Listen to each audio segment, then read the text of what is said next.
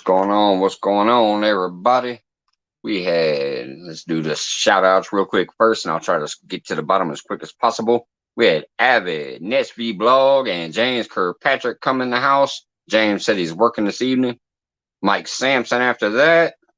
All around Sarah, what's going on? I think she already took off. She wanted to pop in and say hello. Thank you, Sarah. She had a great fishing day the other day, by the way. I shared her video. She had a great fishing day. Tinkerbell in the house. Yee fishing stopped by. What's going on, brother? Retired Rick came in. Looks like he's going to bed too. Appreciate you stopping by, Retired Rick. And thank you again for taking me out on a boat. That was amazing. First time ever. Joy and Scott in the house. What's going on? Central Valley. Let's go loco under the guacamole tree. Refer to me and Scott and Joy over there. Speaking of which, I do have some stuff to say about the loco. Downtown Early Brown in the house. What's going on? Eileen, welcome to my kitchen, which means, yep, there's Piggy Piddles. I appreciate that. All the couples that come in here and enjoy the show together. Hey, Miles, what's going on? Like and share. Thank you. Dale Hayslip, what's going on? Chris Everett, Sue Wee TV, long time no see. Oh, wait a minute. I just saw you the other day. Good to see you. Hope you're doing well, Sue Wee TV. Cali King, what's going on? 916 in the house representing. Old Oak Outdoors, hello, buddy. Charm Joys, what's going on? Thank you for the like and the share. Appreciate that. Buck Williams, hello. Lance McCougar, what's going on, brother? Lance McCougar, right here. If you guys ain't picked him up yet, please pick him up. He's pinned in the link at the top. Lance McCougar is one of the first people I met in this community when I very first started. He's a great dude. Love him to death. Don't get to watch him as much as I'd like to. Just like hog leg and stuff, I take my ass to bed. I think Lance usually is going live before I do, or fishing sometimes when I'm busy at work and stuff. So love them both. Just can't get around as much. What's going on, nephew Austin? NB Heritage Farms making a stop by. Hello.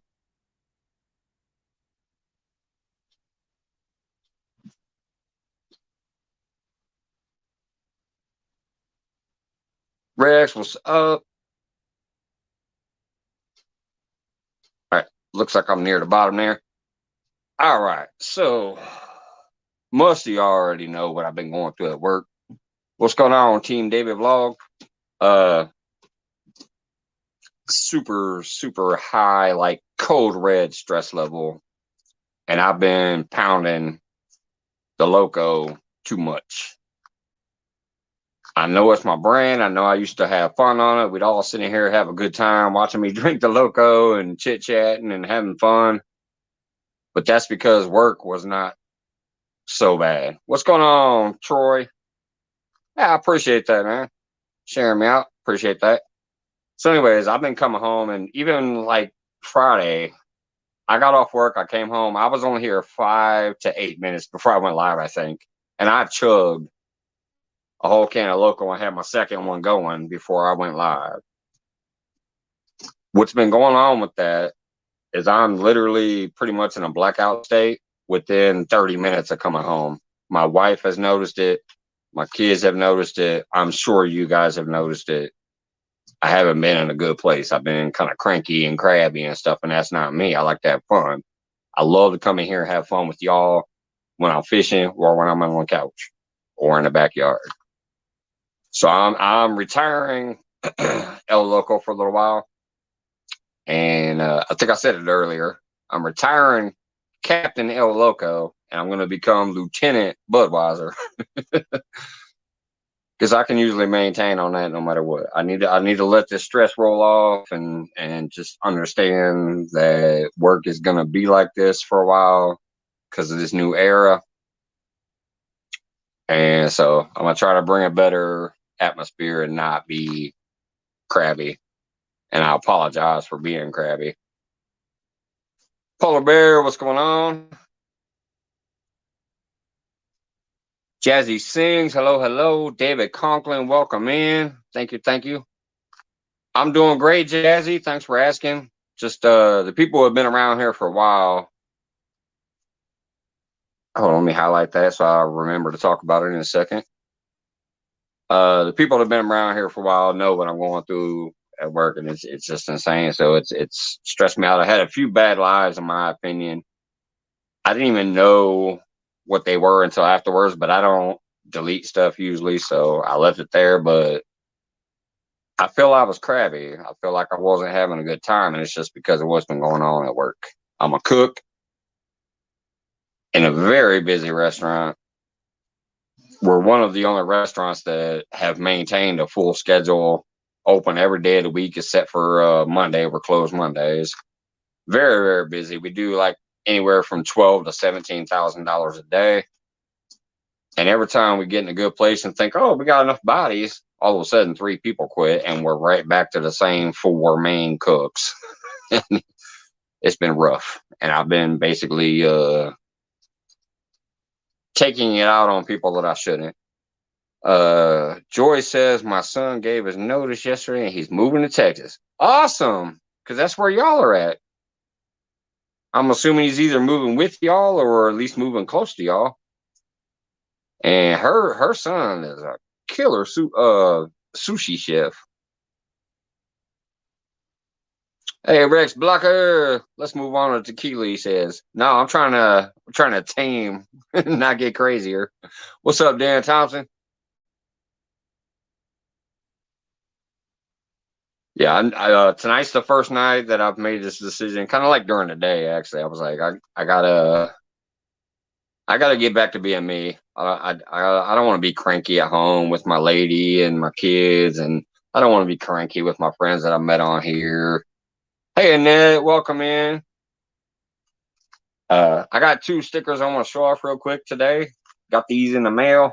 One of them I think you guys already saw because I did that hot sauce video earlier. So I do have the way hot sticker there.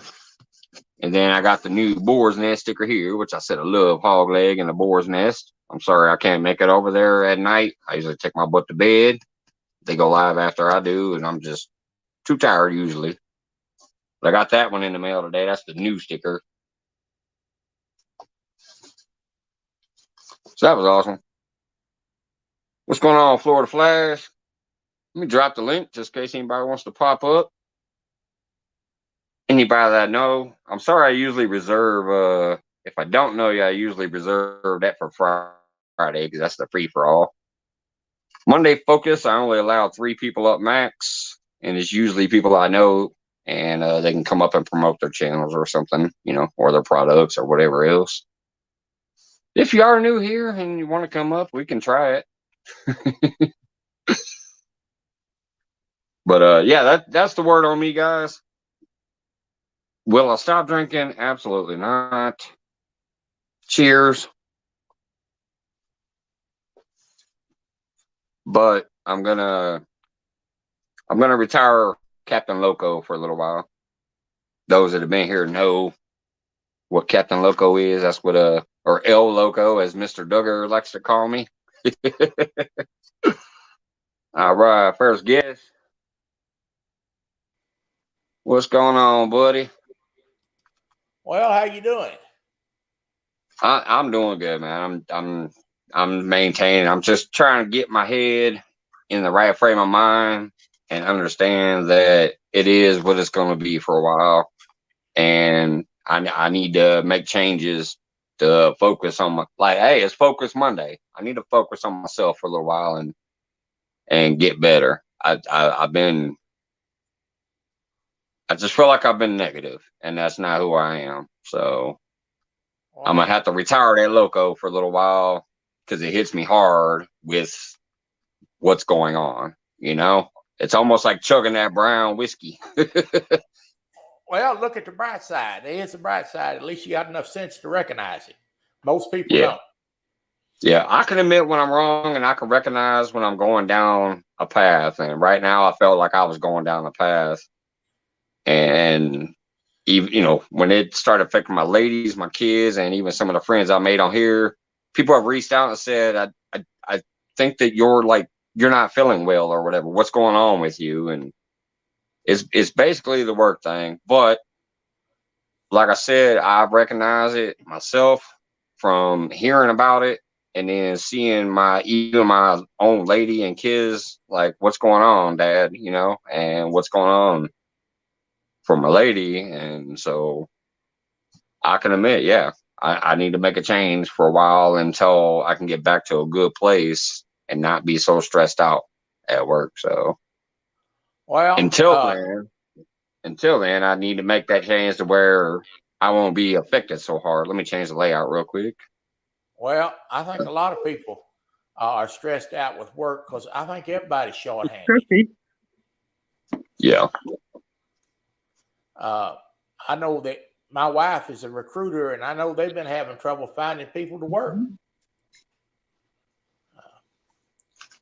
Yeah, it's a new era.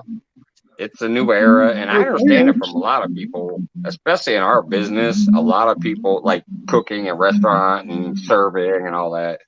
We used to get a lot of crap put on us, and I think people realize, when everything shut down, people were like, okay, I have to go find something new, and then they realize, oh, well, this is actually better.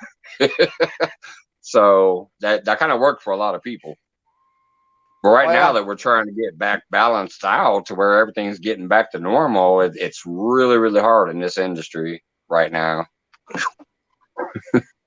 I'm putting in over 30 hours just on the weekend. There's a lot of jobs out there right now. So, a lot of folks is job hopping. Yeah.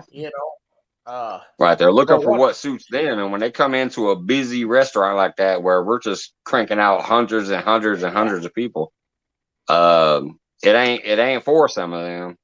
They came over from a gas station because they're going to make $3 more an hour. And then they realize, oh shit, I can't handle this. That's the way it works. I'm out of here. We literally had a person just walk out right in the middle of the shift, like, I ain't doing this. And they left. Yeah, the restaurant industry, man, is not easy. No. Not at all. That's why I'm not in it no more. Yeah. And people get. So you were a chef there, Lance?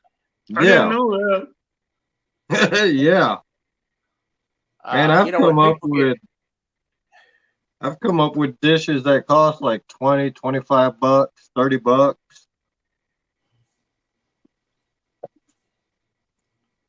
Well, people get, people get hateful with these folks that's working in these restaurants. They don't treat them right either. No, they don't. That's like down here in Texas.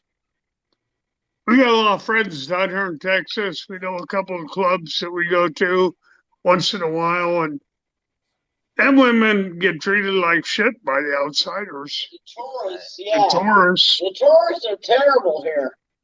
They're rude and mean. Yeah. They just are. I find that to be anywhere. People who are traveling from out of town, they know, number one, they're not going to be back there for a while, or they're never going to be back there. And they kind of act a little different. Yeah. Or they're rich. Yeah. Exactly. They act fools what they do. Now, obviously, it's not everybody. Hey, Steve Locke, what's going on? All around, Sarah, hello. Yeah, it's not everybody, but Sarah. It's definitely a theme in most restaurants. Well, you heard the story about the minnow bucket. I'm sure most everybody has. Joy was getting in there. They sell minnows down here by the pound. And she went to the minnow bucket to get some minnows, and some whoever out of counter came in, and he says, well, are your minnows fresh? And she says, well, yeah, we're called the minnow bucket. We kind of pride ourselves on them. So the lady charged him 3 times the amount that they should have cost for a dozen minnows. Well, he was an ass. That would be the right. He was not a nice person. He was being rude. I thought it was I thought it was funny when she told me that. She winked at me when she charged him because I looked at her and I was standing behind him, and she winked at me when she charged him. And I went, uh-huh. And so she charged me $5. You're a local, so I'll give you it. I'll give you the minnows for $5. That guy, we get my pound down here normally, but she sold him a dozen for like $15. I'm like, holy cow. I mean, we get pound of minnows, so you're getting 3 dozen. Hey, like I said, there's a sucker born every minute. These people, they come in from out of town, and like you said, they're probably never going to be back here, so they just act really rude to the people that work here. Whether they're the restaurant staff or the minnow bucket staff or whatever, but a lot of people think because they're here from out of town and they got money, they're special. And I'm like, yeah, well, we're going to charge you twice as much. Yeah, them special people. Well, hello, EMS. And we have a question for Troy from Nephew. Nephew wants to ask Troy how he's doing. I'm feeling good. Yeah. I'm on the backside of the bend, and I'm doing well. And my wife just come in, Mike. I just wanted to come up a minute and say hello, and I'm gonna go lay down and watch the rest of the show on TV. Troy, I appreciate that, Troy. Troy, and I'm glad they got them stones lasered out. I believe they got them. Troy, you're a good person. Thank y'all. It's good to see y'all. I'll bet you, Troy. Yes. Sorry, but I got my phone up here and I got read the chat down here, so bear with me, guys. Got a question for you, Mike. Who are you asking, Florida? He says how many years you've been a chef, but I don't know who he's asking. Because I know you said something about chefing a minute ago. I think he's talking to you,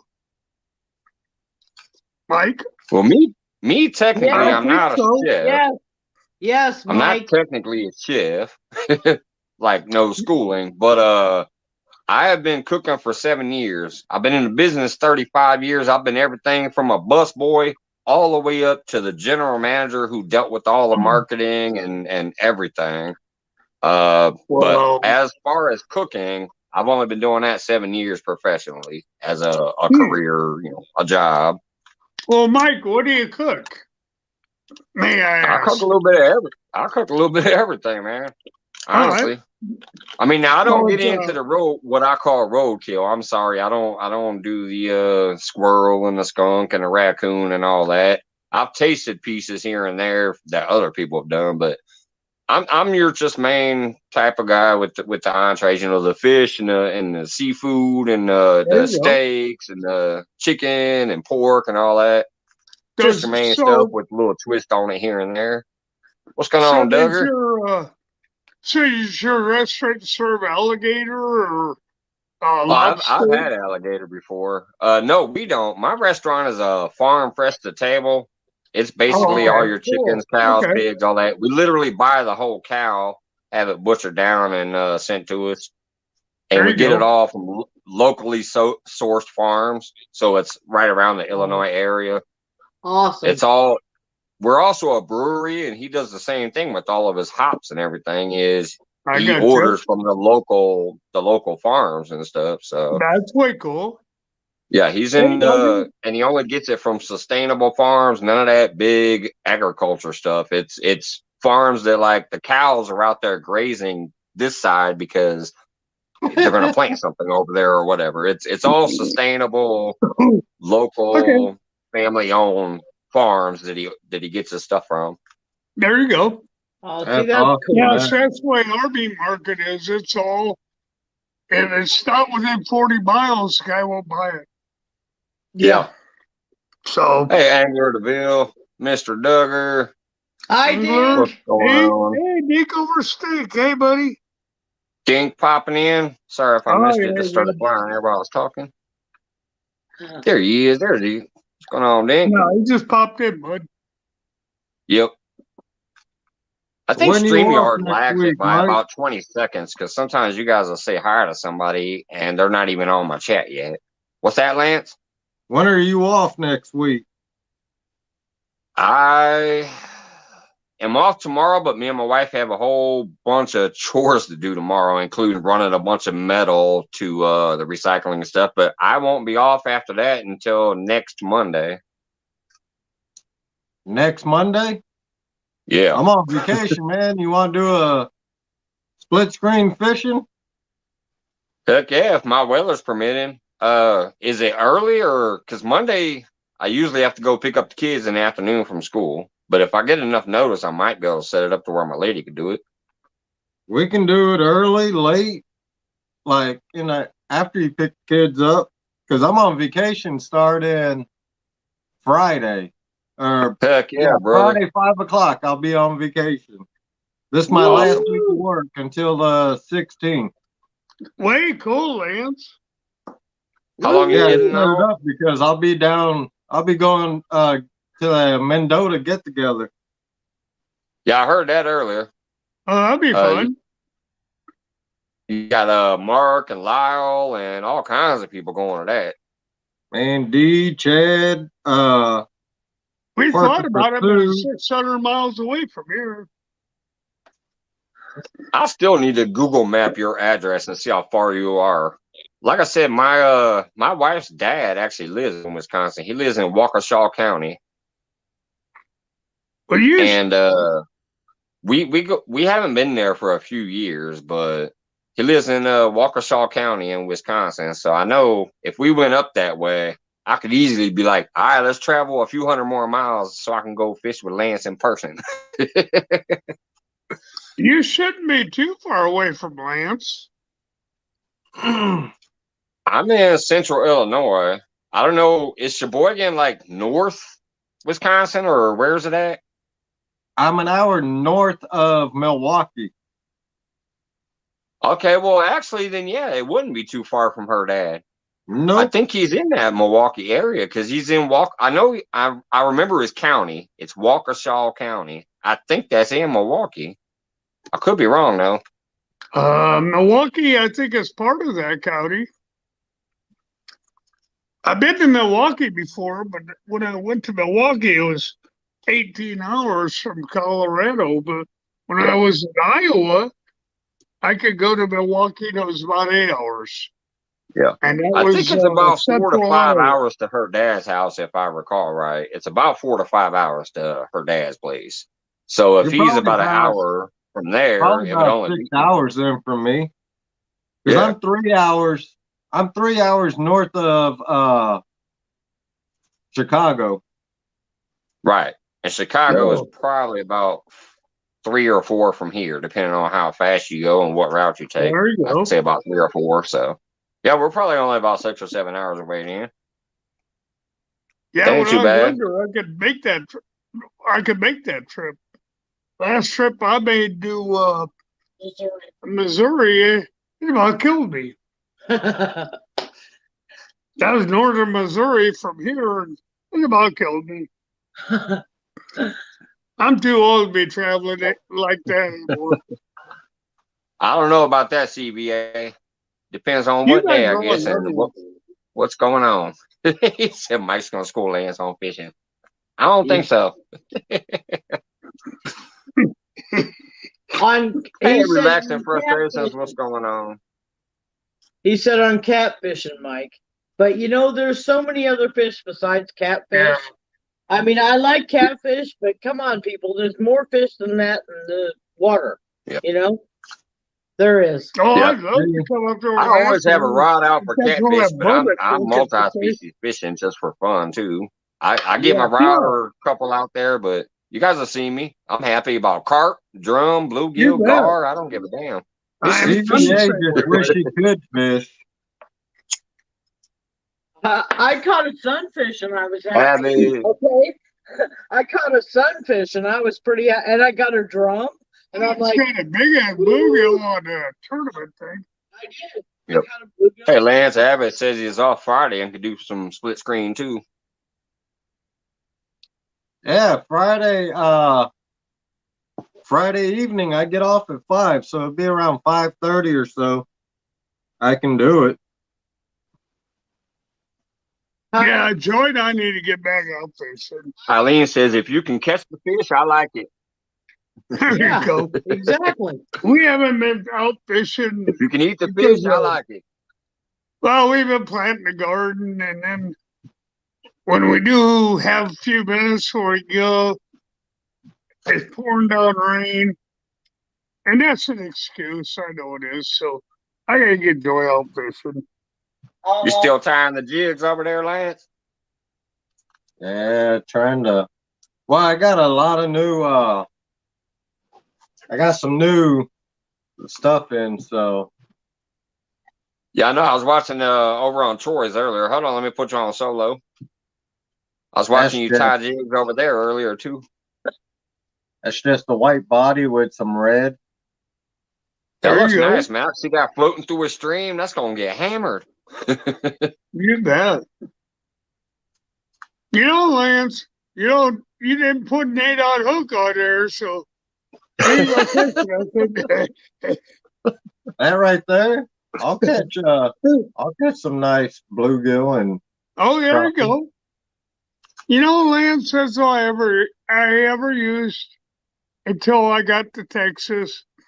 And then all these guys like, well, Danny and a few others, I'll say, well, you gotta use an 8-aught hook. You gotta use a 15-aught hook.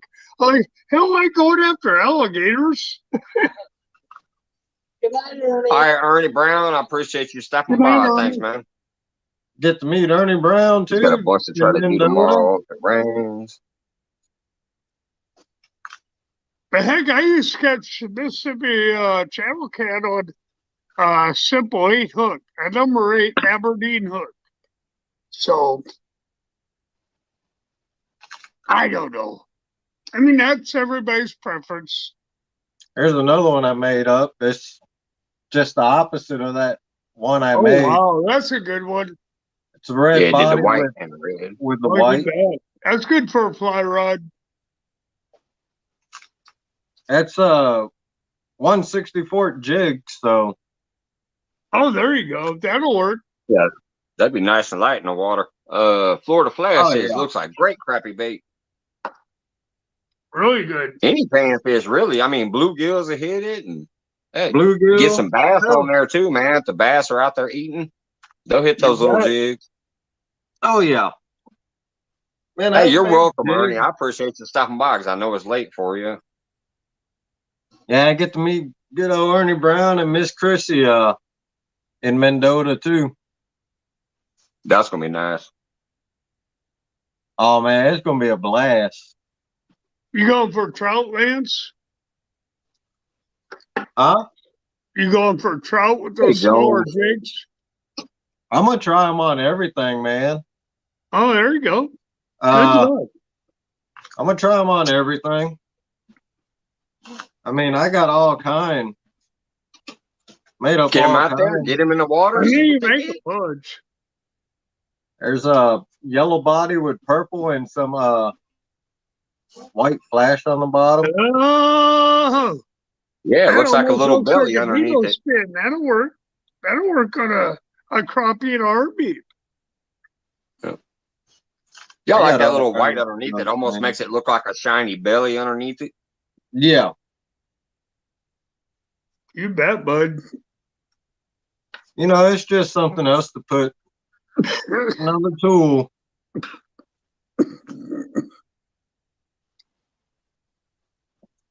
Right, Buck? Yeah, Buck. It's gonna be awesome, man. So far, and I've had a blast each time. I can't imagine how it's gonna be to meet all those people at once. There you go. I met Avid first, and then I met Retire Rick. There's another one here. Oh wow! Wait, hold on, let me put that one up because that one looks interesting. Hold on. There you go. All it is let's see. Right there. Yeah, that looks interesting. Good Black job, feather bud. with that literally looks body. like a fly.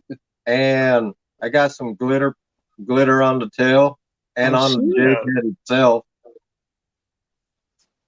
Well, do you sell those in a bait shop, Lamps, or? Nah, this is just. What's going on, Dominic? It's for me and a buddy of mine. Oh, okay. We're gonna use them I got room for one more. We're gonna use them for panfish and white bass. There you go. Hey, That'll Dominic. work. There you go. Because man, my buddy paid last summer. He went and got flies from the bait shop. Yeah. Just for 2 flies. He was paying like anywhere from $2 to $5. Wow, they've gone up. I said, I'm gonna make our own jigs, man. Bought I got the kit and everything for the vise. Yeah. I used to make them out of bottle corks. Yep. I did that when I was younger. I just kind of got away from it and never got back into it. Hey, Dominic. I got all kinds of colors I got in today. Oh, boy. I got that from highfishgear.com, man, where I get my dang Slider rigs. And of course I got, man, I don't know how many of these I got. They're stickers. Oh, boy. Got a whole bunch of their stickers. There you go. Highfishgear.com, man. Nice if you make holographic flies one right there too. or jigs, go on their website. They got the stuff. There you go. And I ain't sponsored by them. It's just a local bait shop in my hometown in Hawaii. So that's why I support them. There you go. That's cool. They're still thinking about you, Lance. That's pretty cool.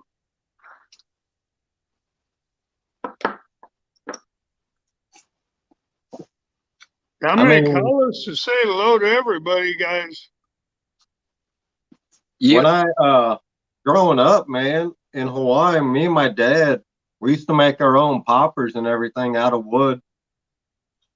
Right. So that's the first thing that popped in my mind when he said cork. I was thinking of a little popper. Those poppers, man, they're not hard to make at all. No, they're pretty. You just got to groove a little bit out of the front, right? So it'll catch the water and make that pop. Yeah, what we used to do, we'd buy a wooden dowel, cut it down about 5 inches, 5 to 6 inches. When you cut the back end, you cut it at an angle. Mm-hmm.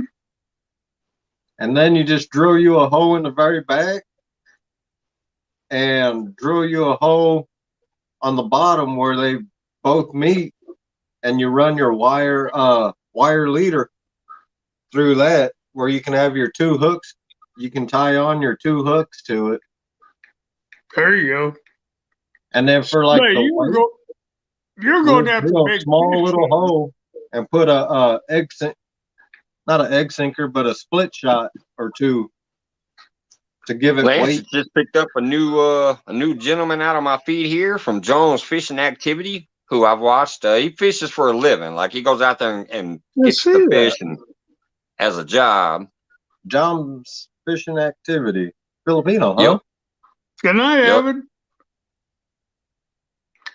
Good channel. So, I've watched at least about 10, 15 of the videos so far over there. Always good stuff, but yeah. He just said, I'm done Hawaiian fisherman, new friend, so. Thank you. That's cool. Yeah, man, it's awesome. Yeah. Dee's got her women's catfish tournament in June. I got Audra in that one. Nice. So when Mendota comes, she'll hopefully be able to break her PB. It'll be easy if I can get her on the fish, because her first channel cat was 3 pounds. Okay. And she caught that not when we was live last weekend. After we went on to Danny's live, she ended up hooking into a 3-pound channel. Way cool.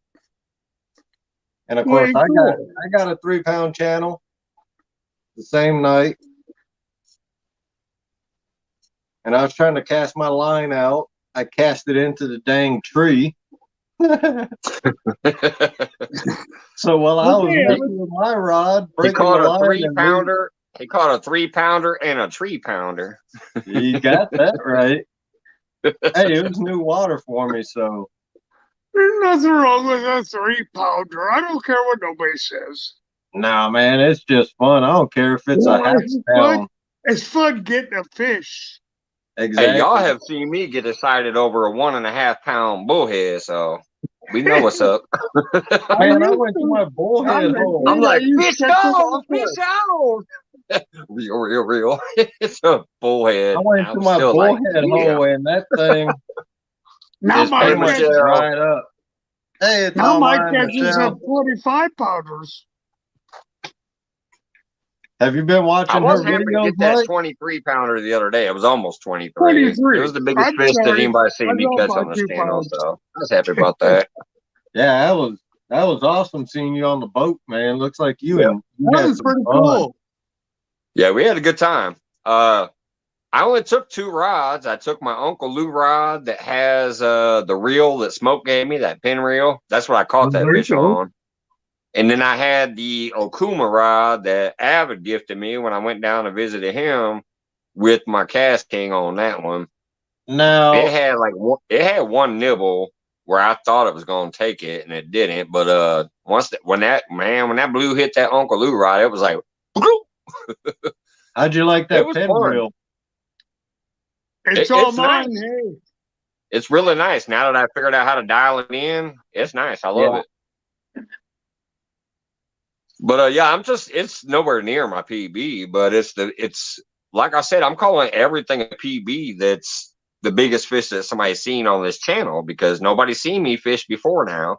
Even my little flathead in the background that I caught last July, ain't nobody seen me catch it. So I could have walked up and took a picture of that on the ground. So who knows?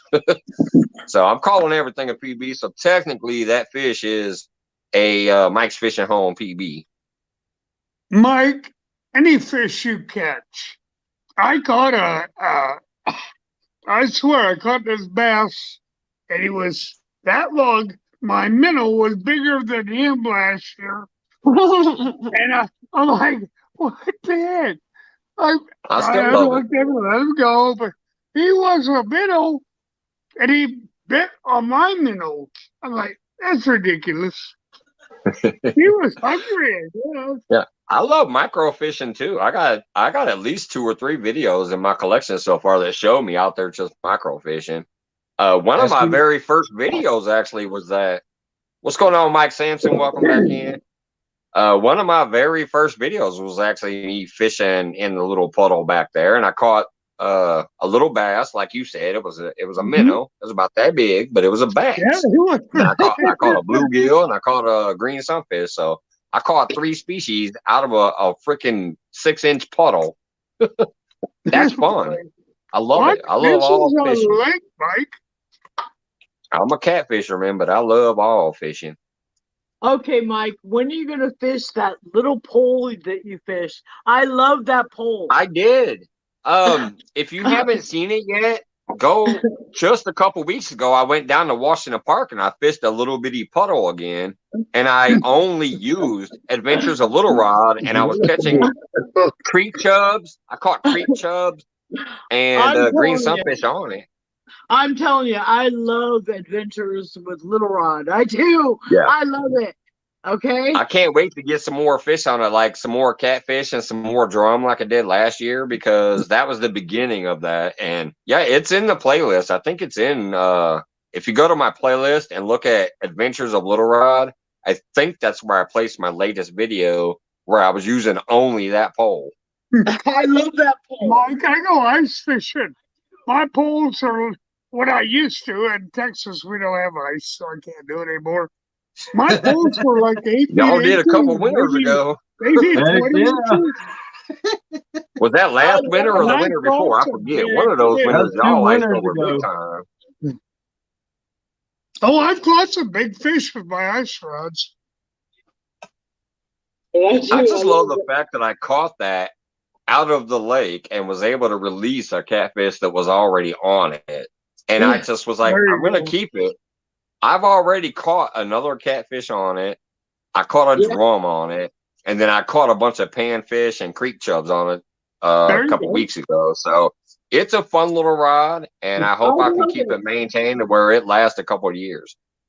It doesn't need cats and it doesn't whatever, like, so it's hard to take apart. So I think once it's shot, it's shot. But I'm going to try to get as much use out of it as I can, including hopefully some more catfish and stuff on it too.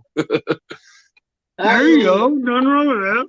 I do. Worst case scenario, I'll just tie some string to the end of it and use it like a cane pole and have fun with it. Yeah, I do. I love that thing. I do.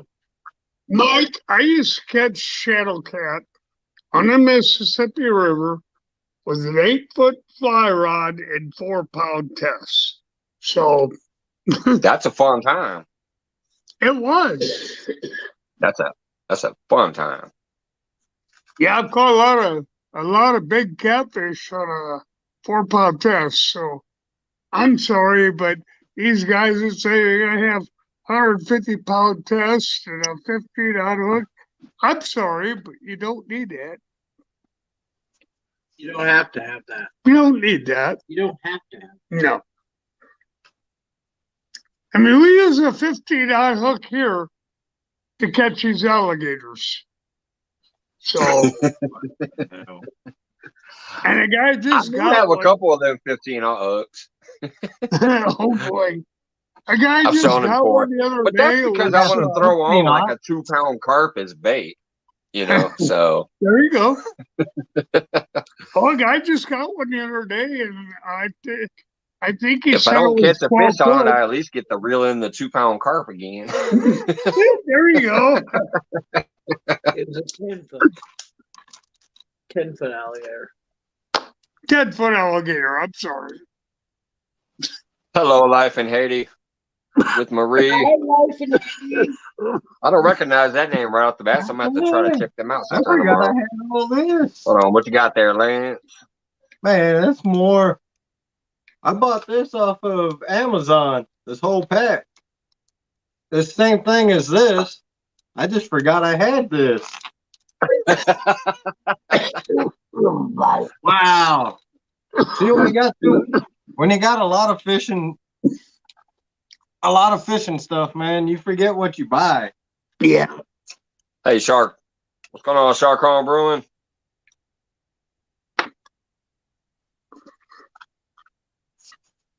The more that's kind of crazy. Like, I just bought this because I thought I needed it, but you already had a whole unopened package. Yeah. Life in Haiti, hey. Shark Home Brewing. Oh, Shark Home Brewing. Hey, how you doing? I'm trying to play catch up in between everything. Yeah, Lance, we got a fishing shop. I do. Huh. All right. I'll be right back. I'm going to go use the restroom real quick. Oh, he's going to pay the bargain meter. Number 1. There you go. And dog, you're bargain. They got bring me in. Get your ass in there. I'm going to lay down. Go lay down. Well, we got a thunderstorm rolling in. That one is scared to death of them, so I got to bring her in at night. That one, she could care less. Yeah, Addie. Hey, Backwoods, how you doing, buddy? Hi, Backwoods. Hello, Maddie. Hi, Maddie. Hey, Maddie. How are you? I didn't see him come in. That's Backwoods mindset. Oh. Maddie. Gee. There's Michael Williams. Hey, buddy. I'm playing catch up right now because Mike's done. Okay, everybody. That shark. Gotta Hey, what's going lean. on, Maddie? Speaking of which, I can drop a link. If anybody wants to come up, still got room for one more. Been a minute since I posted it. I mean, I cut up another jig I had so I could get this stuff, but I got a whole pack of it.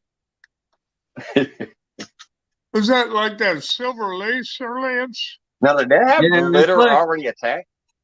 Yeah. Here, let me give you full screen. Yeah, it looked like it absolutely. already had the glitter in there. That'll save you some Yeah. glue time. You bet. Oh, It's yeah, a there we go. holographic. You bet, bud. Yeah. That's what happens. What are you going to tie that into? A northern pike lure or a jig? Huh? What are you going to tie that into? A northern pike or a musky jig? No, this is just all for panfish. Oh, okay. All right. That's cool. I just asking. Yeah. Just for panfish. It's 1/64 ounce jig head I got. There you go. So we'll put some shine into the tail. I've always used smaller jig heads of 1/8 ounce or less.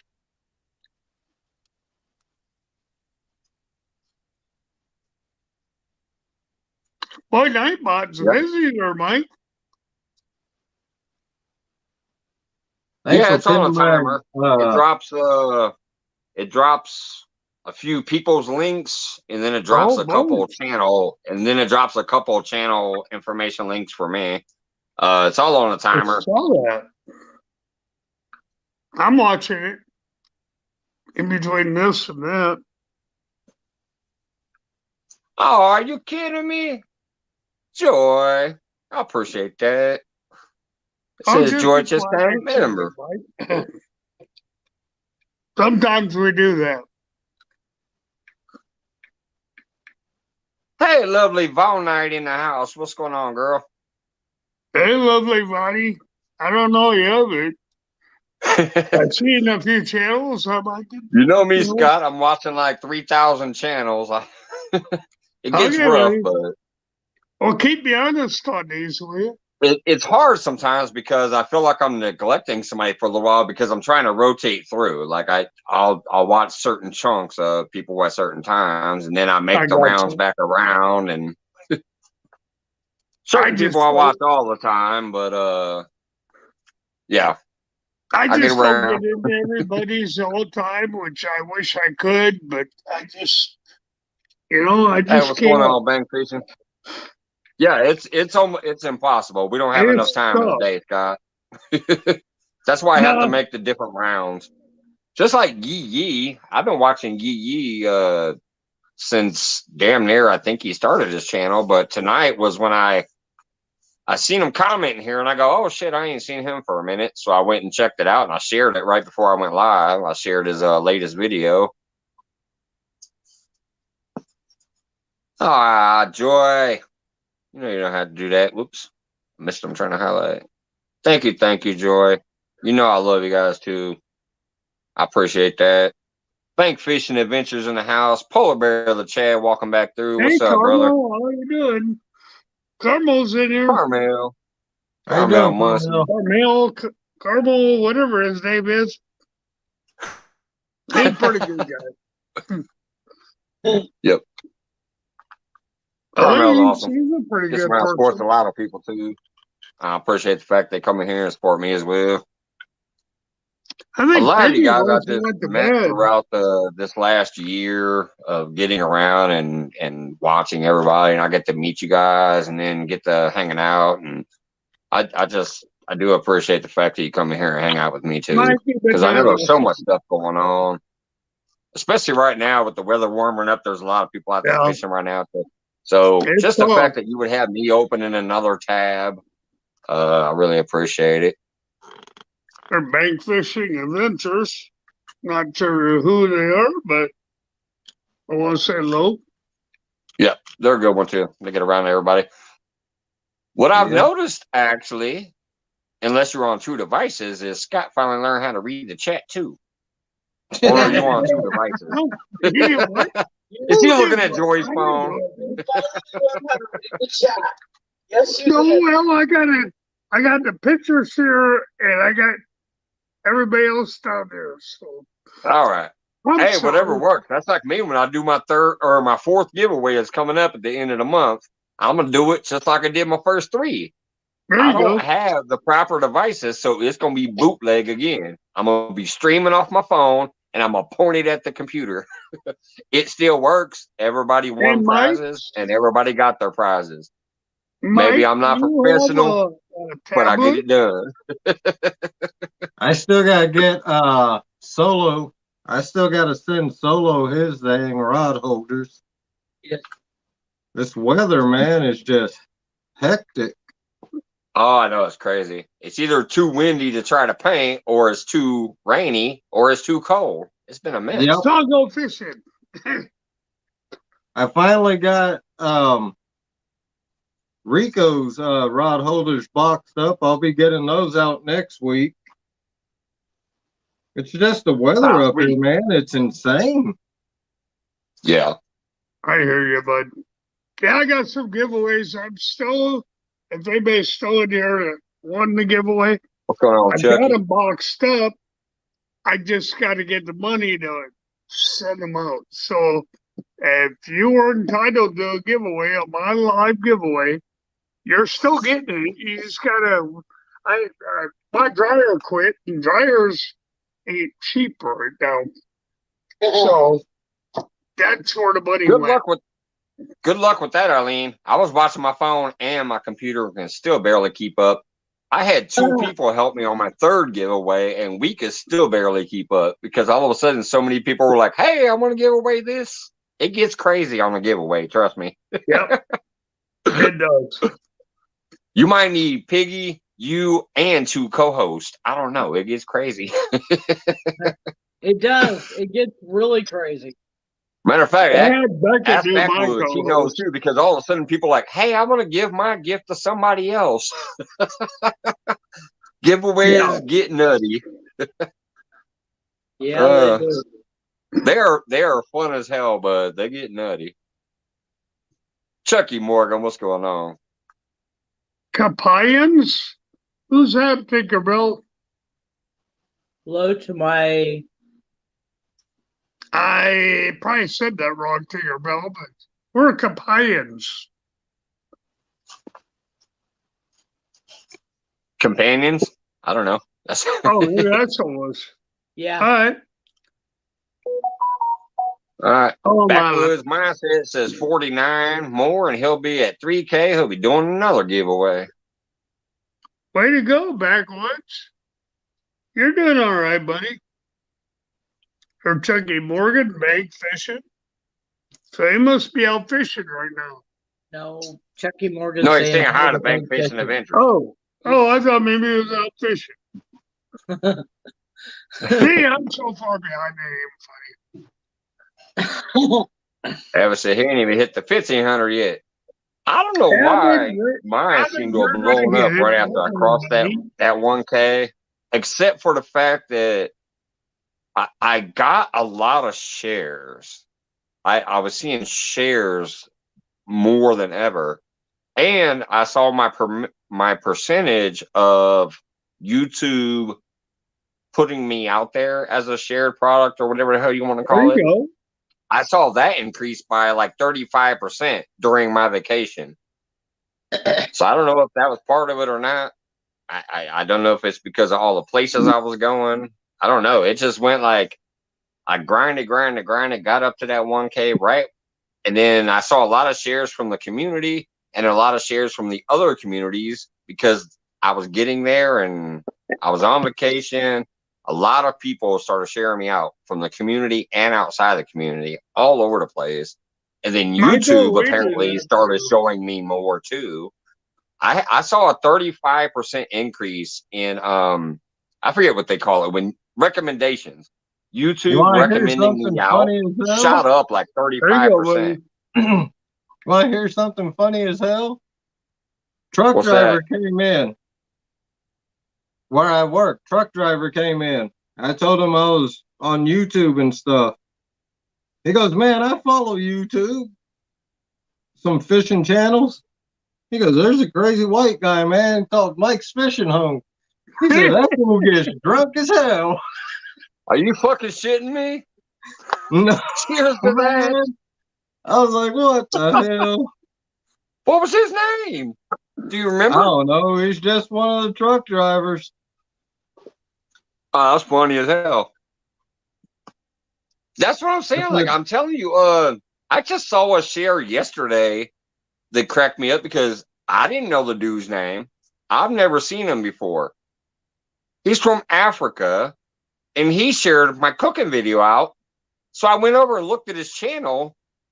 He's got like 53,000 followers or whatever, subscribers. Oh boy! I've never even seen the dude before, but he shared out my cooking video and added me. So I saw the mention. So I went and checked them out.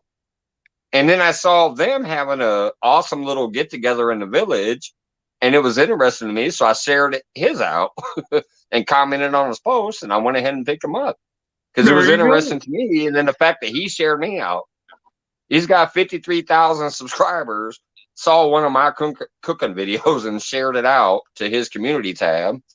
So I don't know where he picked me up from or why he did, but he did, and he shared me out. So once I looked at his channel and I saw, hey, that's some interesting shit, I shared it out too. Hey, Tinkerbell, just so you know, I was over there for 18 months, and I did a lot of fishing over there with the Johnny. locals. Just so you know. Oh crap, that came out nice. Johnny Small Pepper in the house. Did you see my video today, brother? I bet you did. There's another one. Oh, I like that one. It's got the pink and white and some glitter. Red, white, and hold on, that holographic. Oh, well, yeah, look pink. Let me put you on solo real quick. Oh, it's hell got yeah. a white body with the I can see that holographic. translucent glare to it. it. And you get that white in there with the red, with the white body. Man, that looks awesome. That's going to be flashy through the water. I think so. You know it's good when he's looking at it himself like, man, that's awesome. Well, Tinker than Kabayan. He's proud of his own work on that one. I ain't gonna lie, man. These are looking nice. Johnny, these look like some stuff you buy in a store. I haven't seen him, but he stepped in. Right. Oh, there he is. Yeah. Here, let me show Johnny Small Pepper real quick what I got in the mail today. I shared it out. I put the link in the description. I talked about them and all that. But I got I got those in the mail today, man. Oh boy, I'm jealous. For the giveaway. I'm jealous. No, you don't have to be jealous. You have to be lucky. Those are for the giveaway. I guess. That was really good. Yeah, those are for the giveaway. Also, okay. I posted a couple of community posts earlier too. What's going on, Kitty Whiskers? Because there's one house off company called Seal Your Face Off that's going to give away 2 hats and 2 shirts. Mr. Kitty Whiskers. Hey, Baggy Bird, Kitty Whiskers. Baggy Bird, hey, buddy. Yeah, so I did a little short, like 2.5-minute video real quick showing those hot sauces. They also sent me a couple stickers. One is on my board, and the other one I'll throw up in the giveaway too, just part of the sticker collection packs. When I get more stamps, Mike, I'm gonna send you some stickers. The ones your daughter made. Awesome. That design. I got a few of them. I'd like to keep one of those for myself, and then I can get the rest out in the giveaway. That'd be awesome, man.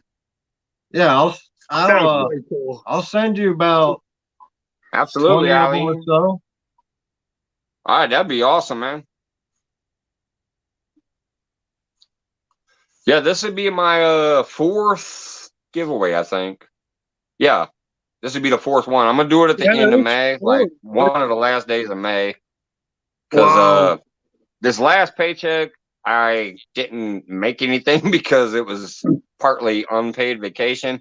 My paycheck was barely 200 and cable was 183, so that wiped out that paycheck. So Ouch.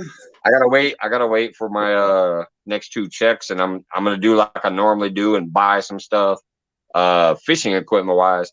Everything else will come from the people that are being generous and saying, "Hey, I'll donate some stuff for your giveaway, like stickers and these hot sauce companies because of Johnny Small Pepper." And there's also been a few people that's reached out in my messenger and said they're going to give some stuff away. So it should be another good one. Fishing, hey?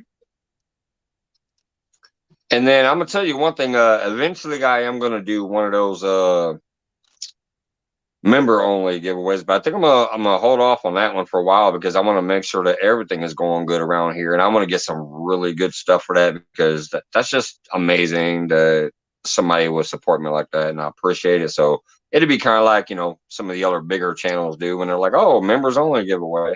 I'll do that eventually, but this 4th one will be open to everybody, just everybody who happens to be there that night. There you go, bud. You know what you gotta do. I don't come in for the giveaways. Okay, just so you all know, I don't go into channels for the giveaways. If I win something, I'm pretty happy about it, but that's not what I go to your channels for, okay? Exactly. I miss half of the giveaways. There's so many times I don't even get to make a giveaway because something else is going on, either work related or it's finally a day I can go do something. And like yours, I missed. I got to watch about, I don't know, maybe an hour of it, but then I missed the rest because I went fishing. But we're going fishing. Oh, that was better than a giveaway. But that's just like with the channels I go to. Never once. I've been on YouTube almost a year. July 23rd will be a year. Never once, even in the grow channels, have I asked for my link to be dropped or have I asked somebody to subscribe to me. When I'm in somebody's channel, it's because I'm having a good time and I'm trying to support them because I feel they deserve some support. I think I did once or twice. I'm not there for a giveaway, and I'm not there. Kind of like what you said. I'm not there for the giveaway, and I'm not there to gain anything. I'm actually going there because I feel they've supported me or other friends in this community that I know. So I want to show some support back. Okay. Joy's coming. Watch it. Everybody, watch out. Joy's coming. Okay, I have to say something, Mike. You know, there was a guy. We can try it. There was a guy that he made a video about some of the people gaining a whole bunch of subscribers all at once. And I told him, I said, you know what? Jealousy is wicked. It's an evil root, and you need to get rid of it. And you know why these people are gaining subscribers? Because they support other people. And he was kind of harsh on some of our foreign people. And you know what? We love everybody. And that's the cool thing. And that's what I tried to tell him. I said, if you've got us 4 and no more, that's what you're going to have. Okay? You're upset because you got 300 people and you can't get any more than that. And he's like, well, some of these people have only been on like 6 months. I said, yeah, but they are supporting everyone. Okay? I don't care where you're from. I don't. I love everybody. Right. And Mike's the same way. And a lot of people, we're all the same way. You know? Yes. You know, and if you're going to get upset by that, well, too bad, you know? And we talked about this, Mike, about this, you know, what bait you're using, where you're fishing. It's the same old thing. And it's the same 14 people. And then you're surprised that we have more people. And he's like, well, I don't understand why you have so many people. He got mad at me. Okay. And I said, because I support all genres. I don't care if you fish or you don't. That doesn't make any difference to me, you know? It's all about having fun and friends and family. Exactly. And so I was like, well, you know, if you're boring as watching paint dry, then that's what's going to happen. And I haven't heard anything since, believe it or not. But there you go. But I told the truth. You know, I told the truth. If you're going to be boring as paint drying, then that's what you're going to get. The same 14 people that come in there all the time. And then you're pissed off that people, and he specifically mentioned you, Mike. And he said, well, I don't understand how he got so many people. I said, because he accepts everyone for who they are, whether it's Sarah singing her beautiful music, or it's a fisherman like Lance or whoever. He doesn't care who you are. Just 17 rebel, hey. He just wants to have fun. I've actually heard from a lot of people that I'm being talked about in a negative way, and I let that roll off my shoulder. Now, I know I did misbehave a few times, in my opinion, because like I said earlier at the beginning of this show, I'm very depressed with what I've been going through at work. So I've gotten blackout drunk and might have said some things, but you know what? But overall, in a good way. We do. But overall, I have put in my work. I put in my effort. I've shown my love, and I appreciate and love everybody until they give me a reason not to. So if somebody wants to talk about me personally, I technically don't give a damn. And if they want to come up on my panel and say it to my face or say it in front of my audience, feel free. Exactly. Other than that, I don't care. It's going to roll off because I'm going to keep being me. And it obviously must be working so far. And I said, you know what? Eileen's going to do a giveaway of a couple of her aprons, which are awesome. I've seen those aprons. They are awesome. They are so beautiful. But, you know, I just wanted you to know that, you know, I told him, I said, you know what? He takes me and Scott for what we are. And, you know, I don't try to pretend to be something else, and neither does Scott. Okay. And so, we get a lot of flack for the fact that we drink too much. Oh my God. Get the hell over it. Okay. Get the hell over it. But besides that, I know. Hi, Jody. I love you. We got my CFF in the house. Polar Bear still hanging out. You know, 217 coming in. She is so cool. And Jody stands up for people. She does. She really does. She's good lady. But you know Rocky Mountain. I just wanted you to know that we stood up for you, buddy. Okay, we did, and I people appreciate like that, Joy. We're just regular people, and if you don't like it, I don't really care. You know, I don't. So that's all I have to say.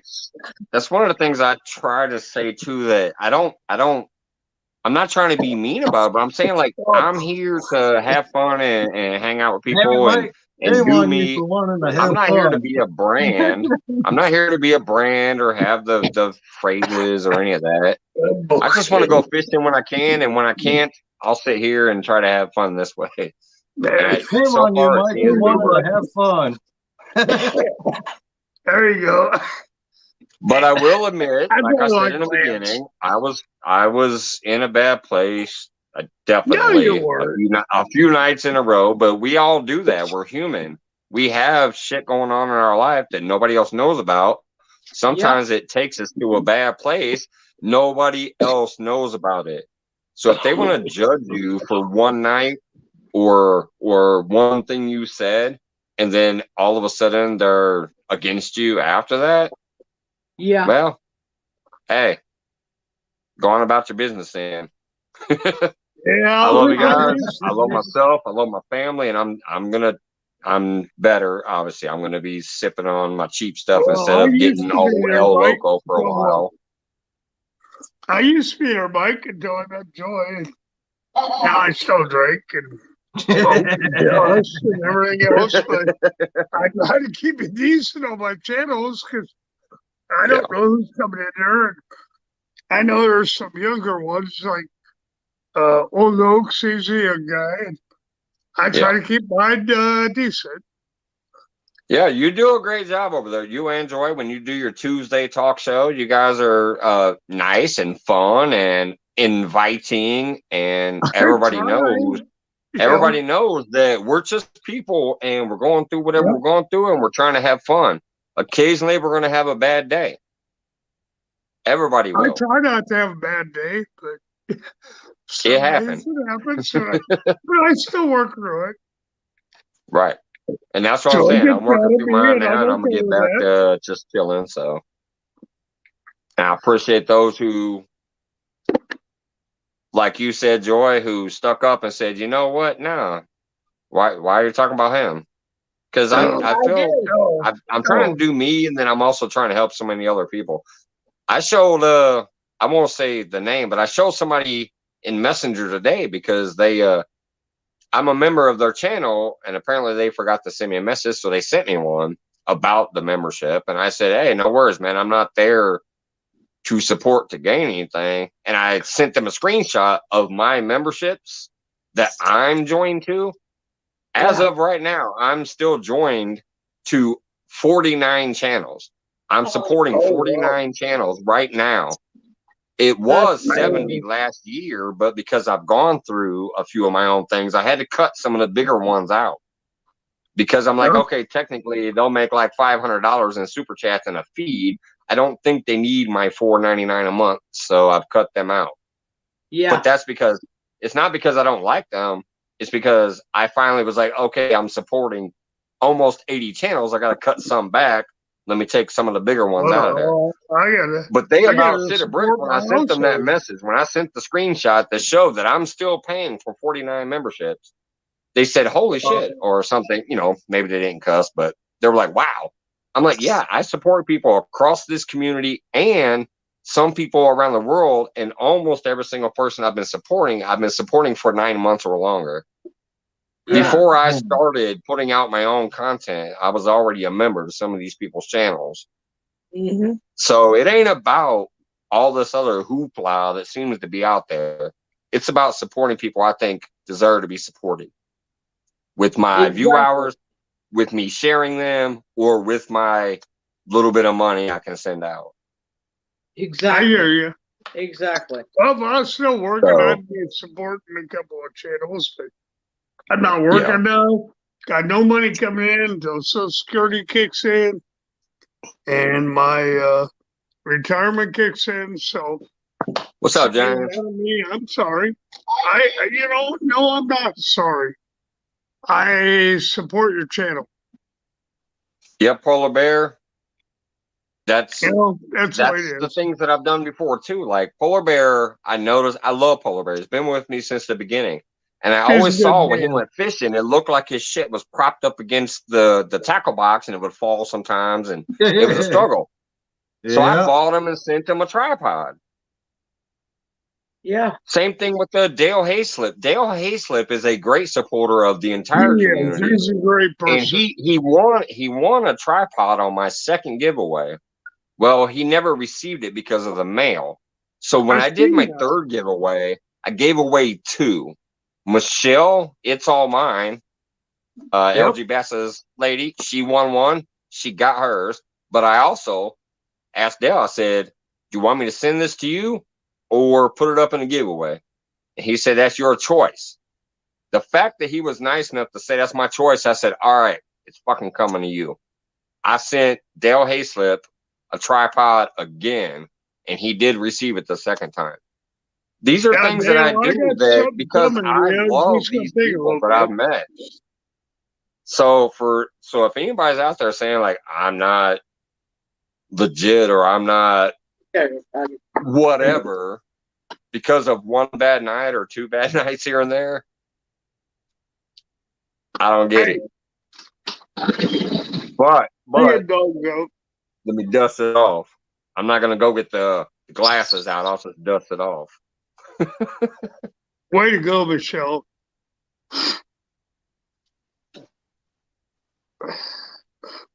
You know, everybody I talk to in here, I can't say all names because I can't keep up with y'all. You're all awesome. Yes. I love your cooking, Joy. If you want something on my giveaway, Michelle. funny. But $1,000 dryer wasn't in the plans. So just so y'all know, it is coming. Dale's one of them. I got everything sitting right here, ready to go out. I just gotta figure out how to make money work to make it go. That's all. Just so y'all know. If you want people something wait for us, Scott, they will. It's coming. Like I said, Dale missed it first when he got it eventually. It just the people takes me a that were little there, longer. the people that were there to support this guy. It They're just not takes worried me if a it little takes a longer while. than I wanted. $1,000 on a dryer wasn't in Thanks, Biggie. gizmos. Bigfoot got a hold of it, tore down the house. So, whatever. I appreciate that, Piggy. I always appreciate the Hey, kind James. words that you guys give me, but that's a good one there. It said, Mike's Fishing Home, you have far too much integrity to be anything less than real. I find that to be a common trait in this community. Yes. Everybody that I've met so far, like, just generally speaking, they're just real people trying to do real things, trying to have fun. Yeah. Yes, you did, Kitty Whiskers. Kitty Whiskers also won something in one of my giveaways. Aline and Biggie, they're still looking. I know Aline will be there until 3 o'clock in the morning, but Biggie, he's still got a job. That was a little different. I thought they went to bed. You thought no, we went I didn't to bed? say went to bed. I said went to bed. In the words of Brian B, I hope you pee to bed. I didn't say that. Hey, Team David, how you doing, buddy? Oh, Aline will be up till 3 o'clock in the morning, and she'll get up at 5 in the morning. Yeah, I can't believe in the beginning when I started this late night thing, I'd be up until like 6, 7 in the morning, take my butt to bed for an hour and a half, and wake up and go to work. I got too old for that now. I'm like, all right. Especially now that the Boar's Nest comes on at 1 a.m. my time, that's perfect. Because that just gives me a couple it gives me a couple hours to hang out and then like sign off, and then Hogleg gets to take over and everybody gets to have a great time over there afterwards if they're still up. Hey, Doris TV, what's going on? Doris TV shouting out me, Scott, and the Hawaiian Fisherman. Well, thank you. Chucky Morgan, thank you very much. Oh, what is this one? Hold on a minute. Let me see that one. Is that yellow on white? Oh, no, I see there's green in there. There's green and white and sparkles. Chartreuse. That's chartreuse. White and holographic. Yep. With white nice. That'd probably be a real good one in like some dirty water, right? Because it'd be nice and flashy, and even in murky water. Oh yeah. I or think even it'd be clear. better in Yes, clear technically. water. I was gonna say even in clear, I guess. Yeah. Because the lake I go camping at, man, you can see right to the bottom. In clear water, white works better. And murky water, you want to use the dark or the purple. That's just the way I've been. I have think it's gonna look like a little shad no matter what, like a nice little flashy minnow or a shad or something through the water. We'll find out. I'm gonna go fishing. I'm gonna find out. Saturday, I'm gonna use those two. Sure. What did Lillian say? You said thank you, and I'm huh? Shush. What? I gotta go, guys. Need to do some errands. Have a good day. Good. Have a good day, Tinker. You have a good day, Aline and Peggy. Yep. No, Tinker. Tinker, you too. Tinkerbell. I love my sweet, sweet Tinkerbell. I met her through George Ray, just like some of the other people. Like all around Sarah, I met through George Ray also. And they're just such wonderful people. Having a good time, spreading the love all around. She's a good supporter. Yeah, I think that's why I just love getting around the whole world, meeting people, seeing things I'm never going to see or whatever. Or these amazing like friendships I've met with some of these people. It's crazy. Hey, Sis Rose. Tinker's the one that runs up that mountain all the time. And I'm like, holy cow, I can't do that anymore. Great lady. Yeah, she is. Sister Rose is a good one too.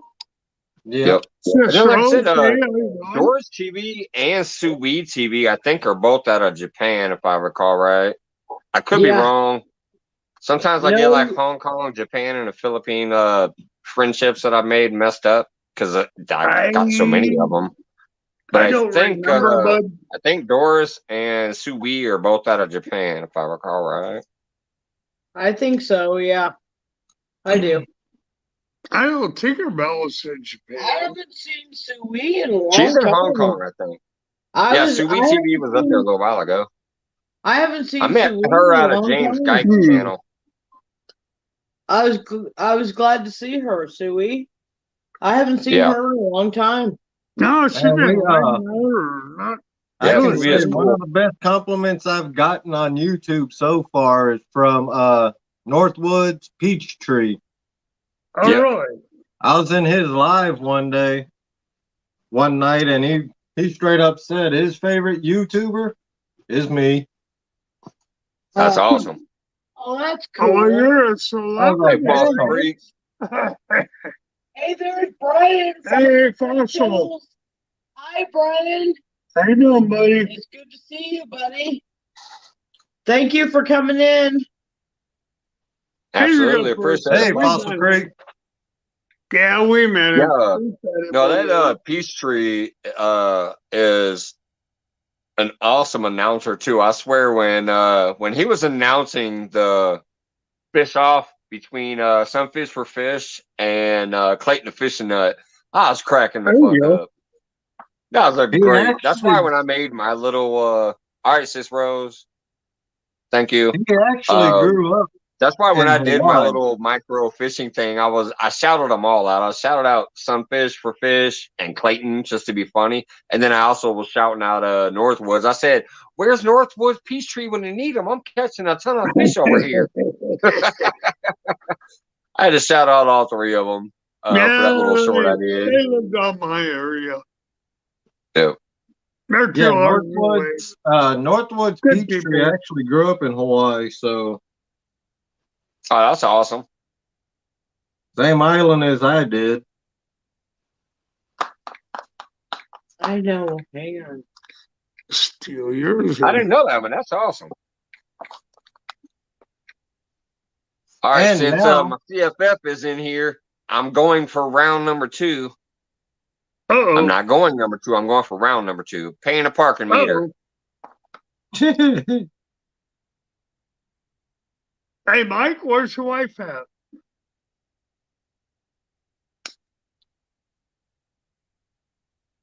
I gotta see you paying a parking meter. Yeah, he's God darn it! How you gonna ask me a question while I'm walking away? And now I gotta pinch it off. She's upstairs. She shares me when I do the Friday and the whatever, and sometimes with the fishing and whatever. So she lets me do this. Trust me, those days I can't do nothing is because I'm doing the honey-do list because I better or else I can't do this. All right, now I'm going to pay the parking meter. Okay, I have to ask, did anybody see Danny Stone's video? I'm not sure if it was yesterday or today, but he was fishing next to some blonde-haired lady in pajamas. Anybody see that? Yeah, he's fishing next to Alicia. Is that his wife? No, that's Alicia Barnett. Alicia Barnett. She's different. Okay. Not his wife. His wife. Okay, that's fine. I didn't know, and I'm like, who's that girl? Okay, so Alicia, I'm sorry if I offended you. But you had your pajamas on out there fishing. I'm like, never mind, that's just not me. Okay? I know Mike does that all the time, really. It just drives me nuts. You know, out there on the river. With your pajamas on fishing. That just ain't right. Mike's away, so I can say that.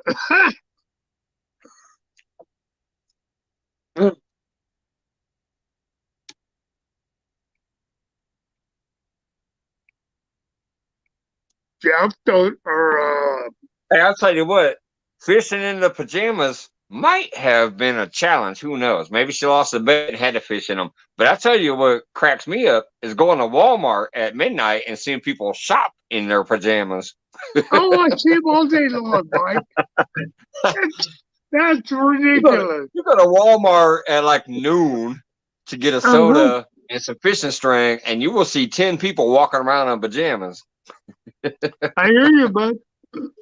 Oh, I said that out loud the other day, and Joey about ready to kill me, and everybody turned around and looked at me like, "Hey, David, I go, what the heck is everybody doing around, walking around here in pajamas?" And it was like, dude. Well, he yelled it. Okay, y'all. He yelled it in the middle of Walmart. He said, "What the hell is wrong with people? Everybody in here has their damn pajamas on." I was like, oh my God. I wanted to die. Well, wait a minute, Scott. If everybody has their pajamas on, it might have been pajama day. It might have been pajama day at school, and you should have been wearing your pajamas. I'm telling you. I was like, you guys, I'm telling you right now. I was like, oh my God. He starts yelling. He starts yelling at Walmart. He did. He started Eric yelling. Burnside in the house. What's up, Eric? Does everybody have Eric B? Everybody better be on their P's and Q's. Eric Burnside in the house. I was like, what's going on, brother? Hi, Krista, what's up? Yeah. You ain't got your pajamas on fishing, do you, man? But Scott was like yelling in Walmart. He was like, does everybody have their damn pajamas on? I'm like, oh my God. I'm like, we gotta get out of here, babe. Okay, sure thought it was funny. Hey, fishing is relaxing as heck. You might as well be in bed. If you might as well be in bed, you might as well have your pajamas on. I don't get it. Mike, hey, don't forget, John Orner has fishing from the couch coming up. If you're on the couch, you might be in your pajamas. See what's going to happen there. John Orner is something else. He'll do something weird. Oh, John's amazing. Oh, Dave, Mike, I see you out there fishing in your pajamas, and I'm like, oh my God, I'm watching this fishing show, and Mike's got his pajamas on. These are my chef pants, but you know what, buddy? Oh, okay. Well, no, I can't wear my pajamas. I can't wear my pajamas fishing because my pajamas is my birthday suit. Well, that's what mine are. But I see people all the time. I can't wear pajamas fishing. What the hell are these people? Because once I go upstairs, I'm like, sorry, get it all off. I haven't had a pair of pajamas since I was probably 5 years old. Oh, don't you remember when John Oiler and all them wore the onesies? Oh, they had slippers on and everything else. And oh my God. Lance is just trying to be so cool up here. It's like, I'm going to keep tying jigs and act like I ain't hearing none of this. I don't hear it all. He's like, check out this one. Now I got the chartreuse with the glitter.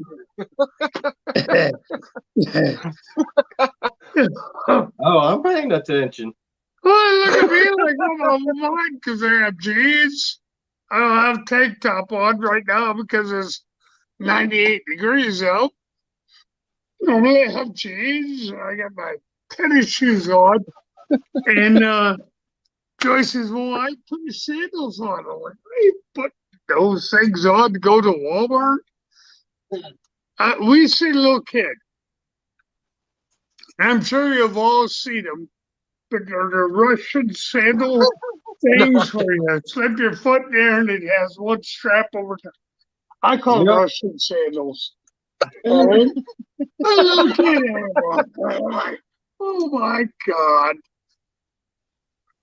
Dad dressed up, didn't he? I'm sorry, people. I'm not offended. I'm not trying to take offense to anybody out there like that wears those, but no, I'm not gonna wear those. What's Johnny Small Pepper back in the house? Oh, speaking of which, me, Hey, somebody supposed to come up. I got room for one more still. It's been a little while. There's a link if anybody else wants to pop up and shoot the shit or say anything. First timers welcome. Yes. That'd be or Johnny. old. That'd be Johnny Small Pepper. I haven't seen him yet. Yeah. He's in there. Has he? Yeah, he's out there in the chat right now. There's a net. Well, I know he's in the chat. But hi, Krista. Eric B's in here. Come on, guys. Somebody step up. Eric B does the Sunday Fish Church every week. I share it out when I can. If I'm not too busy at work, I run to the phone and go, boop, boop, share. There you go. Yeah. There you go, I buddy. haven't been in there in a while. Started warming up and I started going out fishing and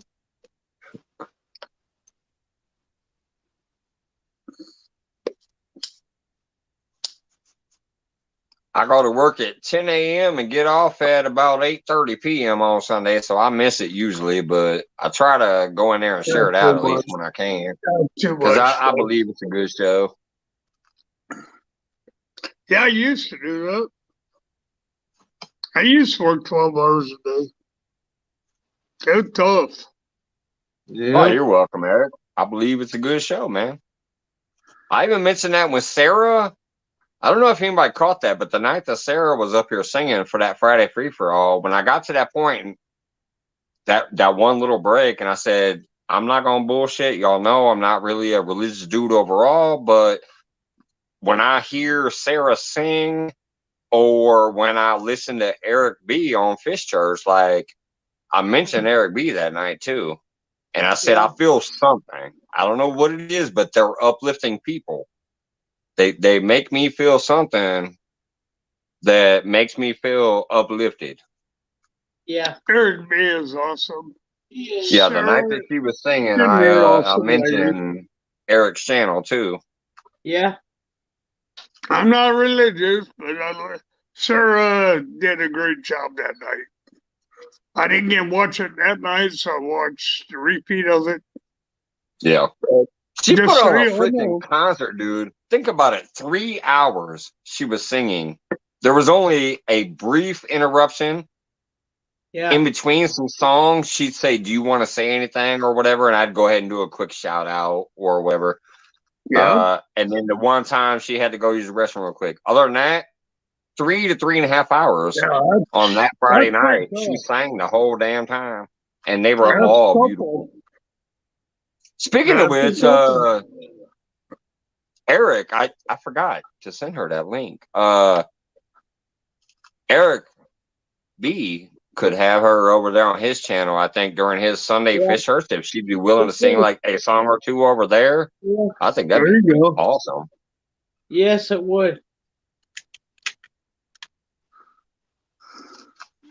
Because she is definitely an amazing singer, and it's about the like uplifting gospel music. And that night, I had a blast. It was a Friday free for all, which is normally like she technically should be on a Monday focus, but she came up there. That's how important it was to me when Johnny Smallpepper said, "Hey," she said she'd be willing to. And I talked to her and she goes, when are you going live next? I go, well, I only do Friday and Monday right now for the most part, unless I go fishing or unless I do a pop-up. I only do my Friday and my Monday. And she goes, well, I can make myself available Friday. And I said, all right, hell yeah, let's get it set in stone. And we set it in stone. And that's what happened Friday not this last Friday, but the Friday before that. Yeah. And it was an amazing freaking night. It was. I It was I good night. just couldn't believe how beautiful it was. It was awesome. She's a great singer. Like I said, I'm not real religious, but Awesome, Johnny. I did enjoy every bit of it. I did watch it after Friday. I didn't watch it when she had hers going. I just didn't do it. But I did Yeah, I watch like it the thumb bar afterwards, too, and it was David. great. It was I like the great. thumb bar for casting. Sorry, I was responding to somebody in chat, even though they were talking to Jody. But yeah, I also like the thumb bar. That's my preferred. The button is okay off to the side, but I prefer the thumb bar. Any reel you got with the button on the side, I'll take.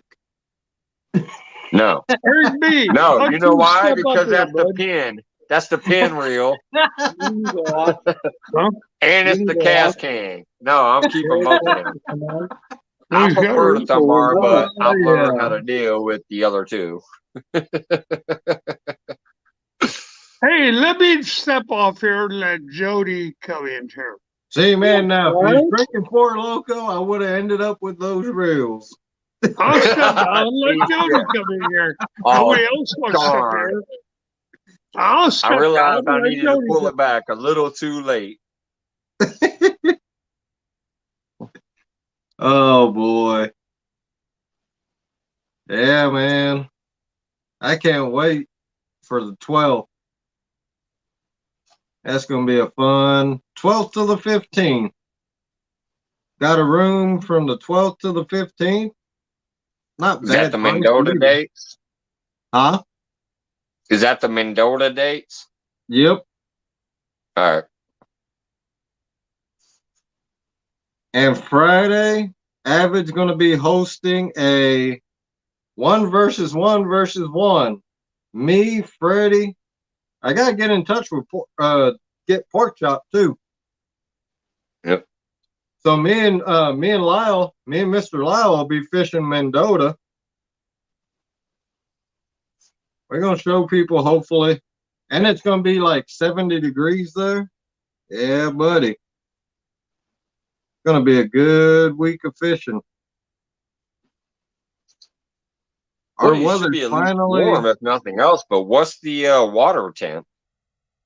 Like it was 70 here the other day, but the water oh temp was man, still in the 50s. They're already catching 20-pounders. Well, I caught a 20-pounder too, but the water was only 58 degrees. Yeah. Well, Mendota Like don't take long. our water's finally warming up, but yeah, Mendota don't take long to warm up either. yeah. We marked, I'm telling you, when I went out there with Retire Rick, we marked schools and schools and schools of fish. It was crazy. Big ones, we saw the blues that were all pointed up on the bottom. We saw blues that were pointed up in the middle. Like when it was 18 foot, we saw fish that was at 12 foot just looking for fish. So they're almost getting active, but we probably marked a few hundred fish and we only caught one apiece. It was crazy. Yeah. We only got 2 bites, but once they both bit, they tanked it and we caught them. Right.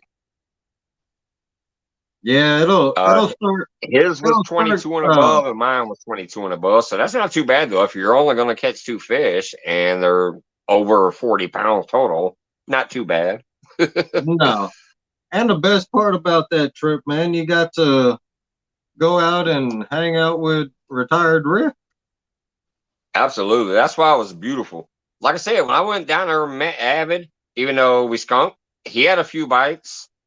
I got my hook cleared a few times, so that means I had a few bites. We didn't catch anything. The weather sucked, but I took my bad weather down there with me. But I had a blast because I met Avid as my first YouTuber collaboration. It was freaking Avid, so that was beautiful.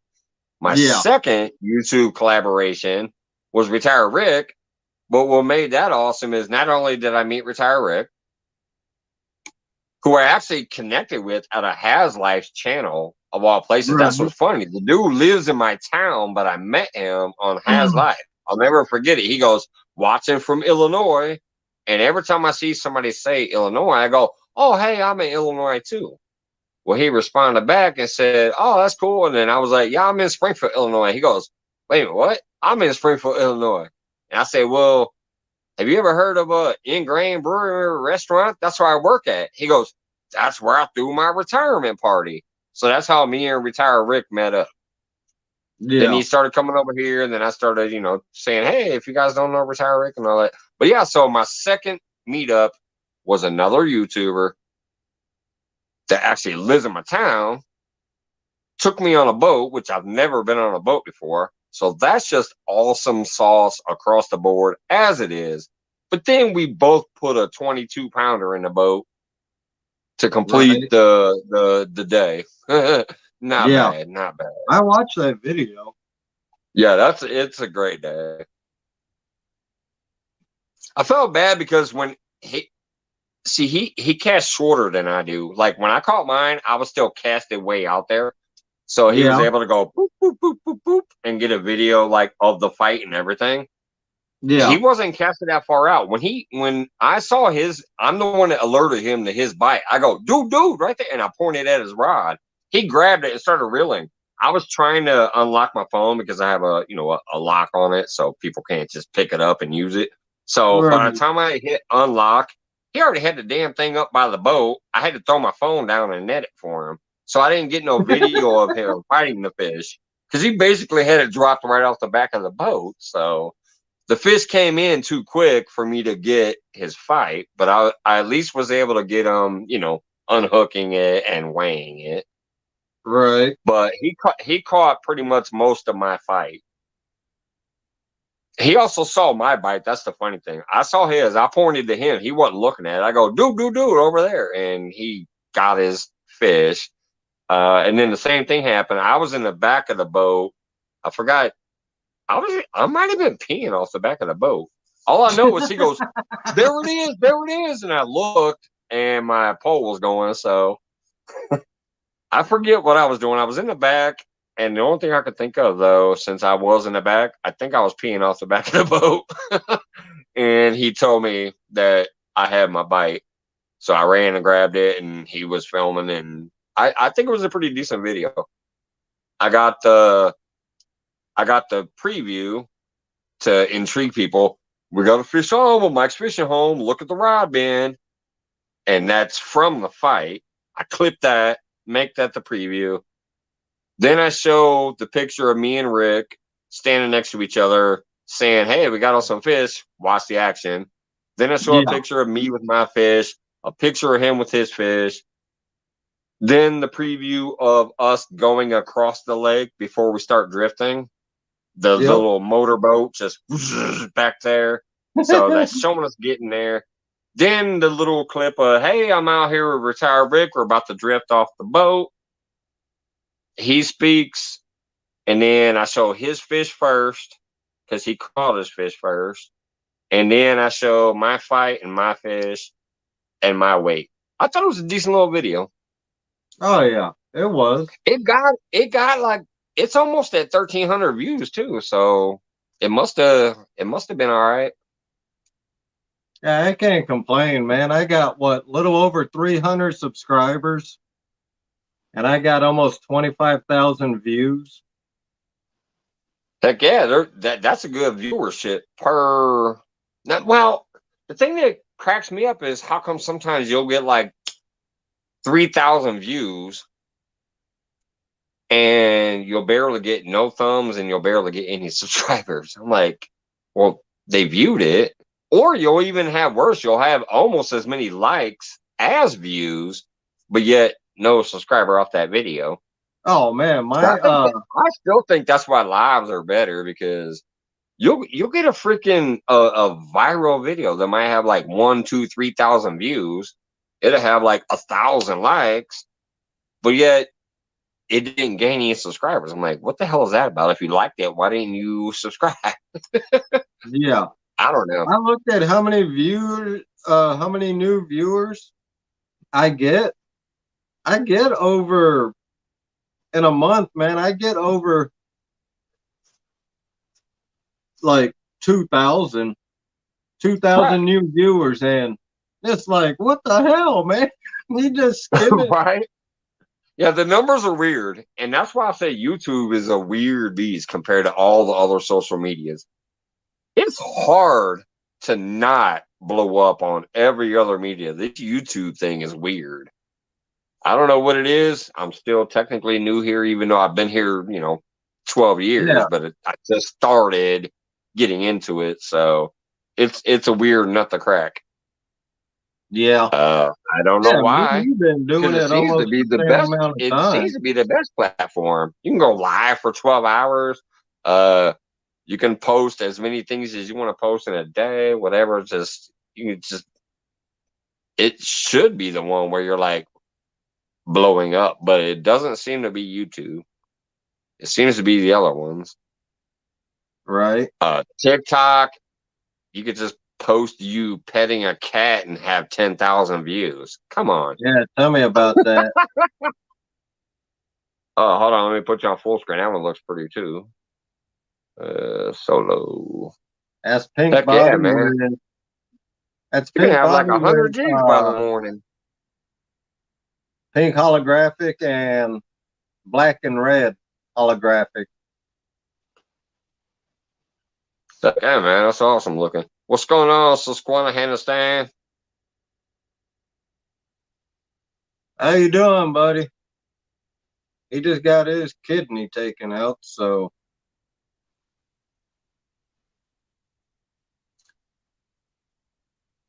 Apparently, we I know got we Fossil Creek did. running around here butt naked. I know Susquehanna Stan, man, he just should name himself.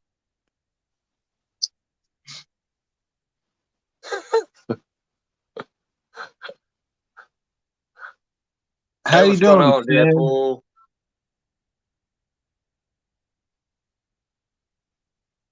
Chucky.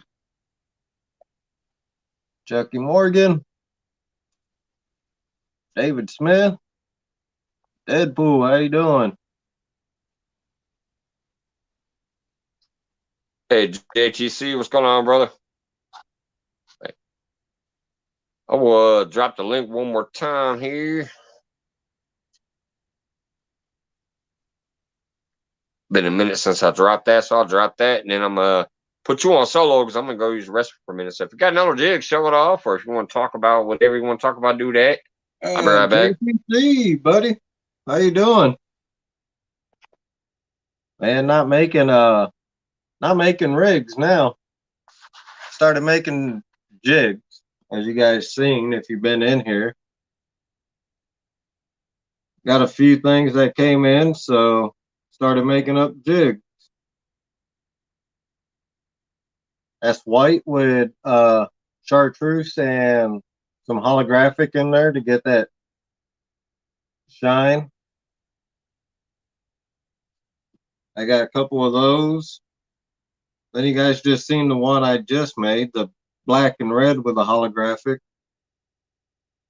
If you was in here earlier, you seen this. It's red, white with a white body with a little holographic.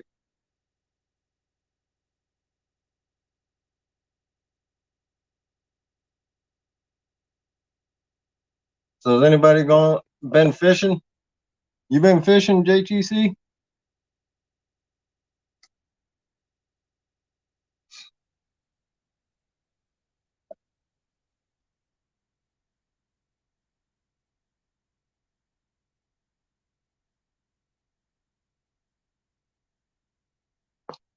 Just so everybody knows, and let's see, the 13th, I believe it is, of May, when I'm in Mendota,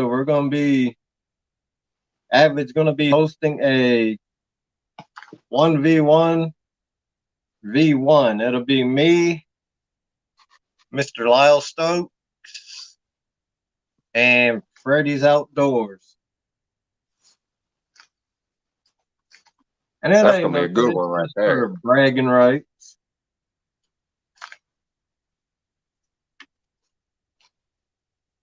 That's a good one right there, though.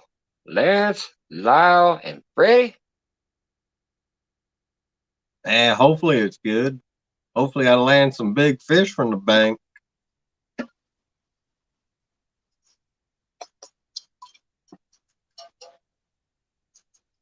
Oh, nice.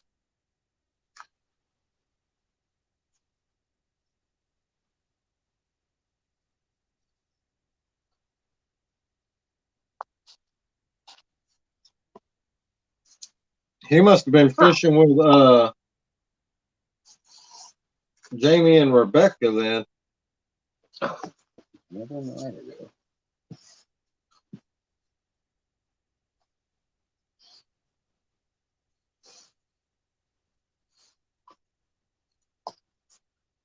Speaking of North Carolina, I think that's where one of those hot sauce companies was based out of that I'll be giving away. Was it this one or not? I can't remember. I think one of them was based out of North Carolina, though.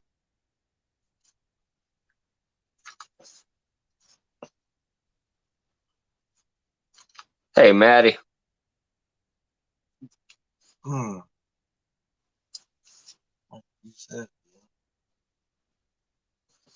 Man, this jig making, don't get into it. It's addicting. Jeremy, see, it's just Jamie. Rebecca had to work. Ah, okay.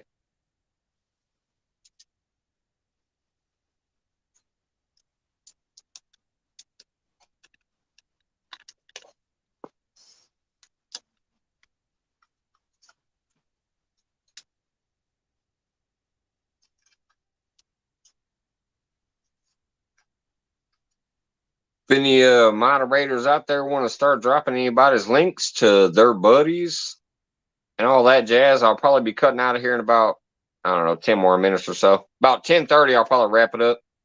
I have a long day with my lady tomorrow. We're going to be running some metal to recycling, and we got to go pay the mortgage, do some shopping, all kinds of stuff. It's a day off, but it's 80% chance of rain, so we're going to go do chores instead of trying to enjoy myself. I looked at the weather, and it said 80% chance of rain. I'm like, all right, let's make tomorrow the run around honey-do list day. And then watch you do So if all anybody that. wants to drop their links, their buddies' links, or anything, feel free to do that for the next 10 minutes. Don't forget, it can be new friends that you know that aren't in here and don't know me, but you can promote them. What's up, Lance? You do that, and it ain't gonna rain. Right. I'll probably spend the whole day doing chores and not a drop of rain. Even though it says 80%. Yeah. Damn weatherman. That's not how it usually goes.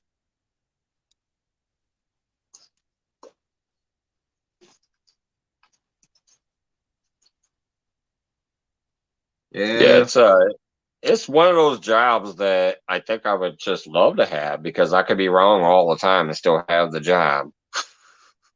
Right. It's going to be a bright sunny day. Oh, all of a sudden there was 4 tornadoes. Or it's going to rain and thunderstorm and it's nice and sunny and no wind all day long. Yep. And you still get paid 6 figures. Right. They still pay them.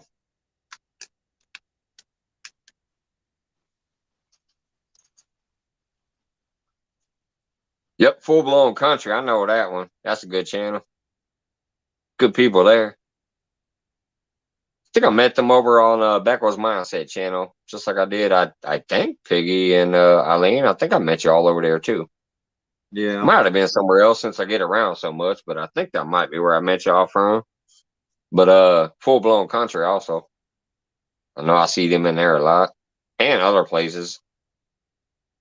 The best time for fishing here is right before a storm. Fish bite like crazy. Right. Yeah, that happens in some places, and in some places they don't like the pre-storm. Uh-oh. Uh-oh. What's this? Maybe I'll last a few more minutes. Hey, Carmel Carmel. coming up. I think you muted yourself. Unless I accidentally hit it. Let's see. There you go. Maybe I accidentally hit it when I was adding you. Mr. Carmel. All right. This is Monday Focus, right? Yes, sir. Yes, it is. All right. We're all going to focus. We're going to focus on pronouncing my name right. All right.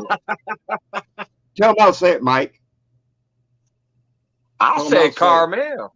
Nah, you switch up all the time. You get it right about 85% of the time, Mo. My voice changes a lot. I don't know what it is and what it is, but it does. It does change a lot.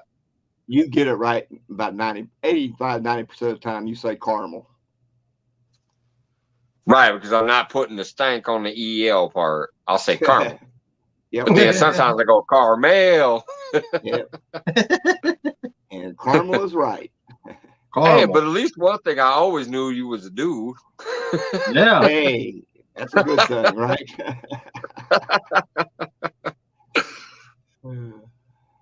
I think sometimes people think caramel and they start thinking of the sweetie goodness of caramel, you know, the candy.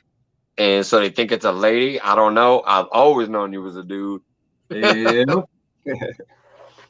When are you going live again? Caramel? When it gets warm. I live in Ohio. And it dropped down in the low 30s at night a lot of times here, or it has been, you know. Yeah, same here in Wisconsin. Yeah, but our fish aren't adjusted to it like Wisconsin, you know. I think that's what's been going on across the whole country, because I'm telling you, Illinois too. Just a couple weeks ago, 2 weeks ago, we had a frost warning. I'm like, it's the middle of April. It's coming up on May. 2 days ago, we dropped in the 40s. I'm like, it's freaking almost May. We're hitting the 40s. And those sudden weather changes, they kill the fish bite. I mean, oh, yeah. That's what happened to me during Average Channel Cat tournament. We got a dang cold front come in and it dropped some snow. Yep. And so it shut right down, didn't it? It shut it down big time. I skunked during that tournament. Was that the 10-hour live? No, that was Average Channel Cat tournament. Yeah. Yeah, that was his 12-hour live. I think they went 12 hours because after they had that fish off, because they had a 3-way tie. So I dropped out and went live on my own.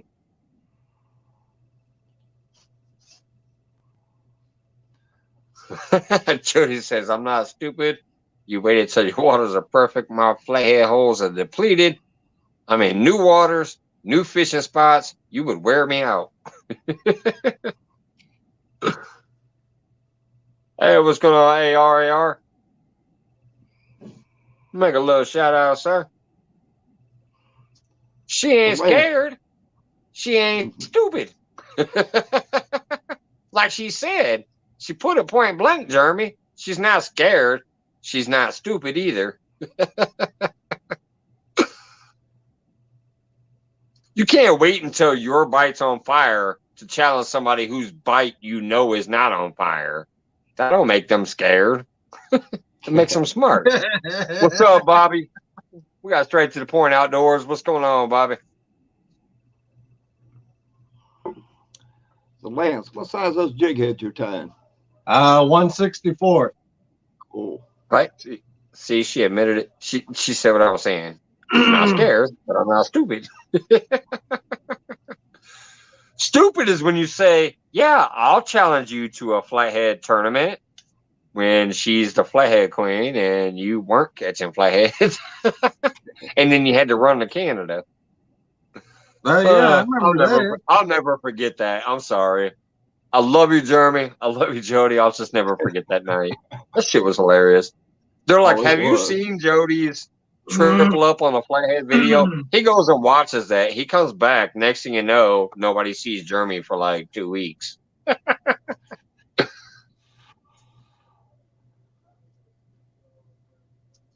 Me and Jim became the first people to fish the flathead challenge because Jeremy went missing.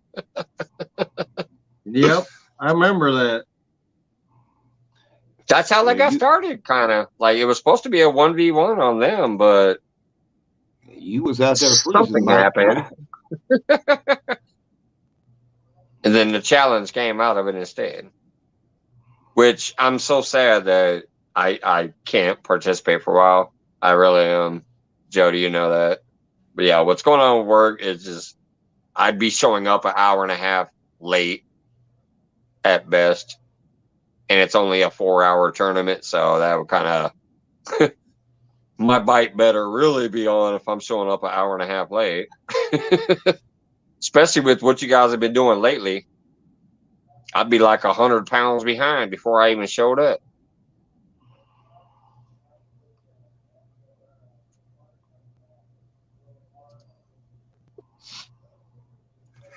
Yeah, I wish I could get in on that, but man, it's on Thursdays. I work Fridays. Yep. No can do. Well, see, what happened is we used to close at 8 p.m. my time, and Jody's show would start at 9 p.m. my time. So I could crank through work, get done, leave, get to the lake, and I was actually always there early. I was in the backstage before we went live. But now our owner changed our time to close at 9 p.m. my time, which means literally when we will accept our last ticket and we're going to close is literally when they're casting into the water. Right. Now I still have to close. I still have to scrub stuff and clean stuff and get done and then drive out there. So I would be like an hour to an hour and a half late at best, especially since we're short staffed. Oh, yeah. Hey, JB, what's going on? So yeah, unfortunately, I'm just out for now on the Thursdays, and that kind of saddens me since kind of like Jim and Curtis, I've been there since the beginning, and yeah. Yeah, I'll get back through in all the eventually as bad soon as I weather. can. We got plenty more years of this, and I'll get back in there when I can. But for now, I gotta do what I gotta do. What's going on, Fish Ranch?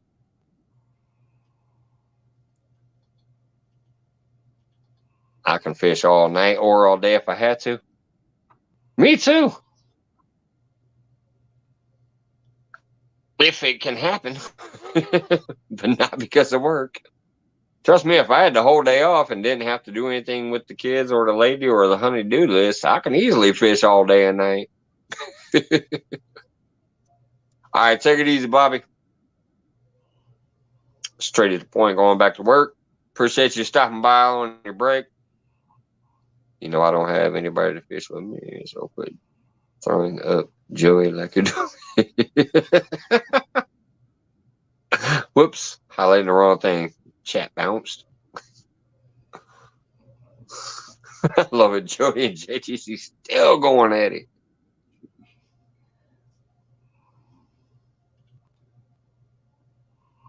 All right, Carmel. So what else do you got going on? Do you have anything to announce? It is Monday Focus. Besides us learning your name properly for everybody in chat land, is Carmel.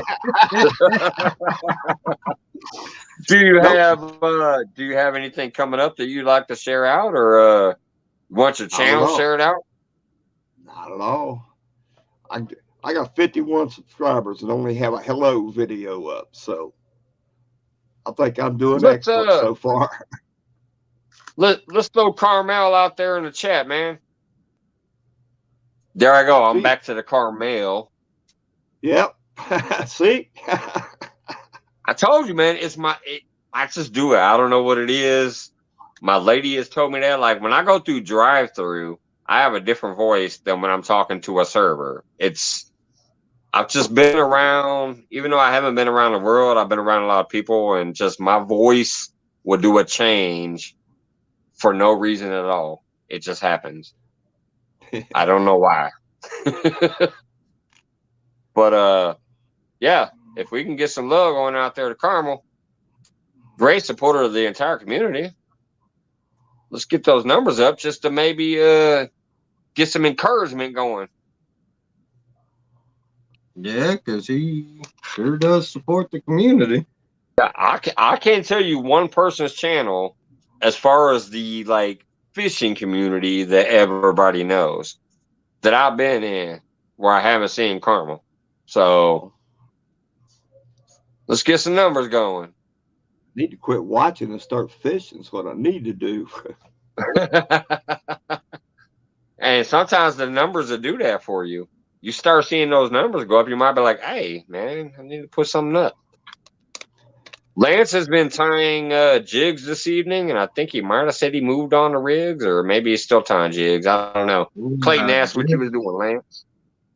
It looks like he's still tying jigs. Been tying some beautiful jigs tonight. There we go. Thank you, Annette. That's the last one for the night. All right, hold on. If it's the last one, let's do the solo thing real quick. Pink and white There body. we go. I put two of the Chanels together. It's pink and white body with just pink holographic and regular holographic. Man, looking beautiful, man.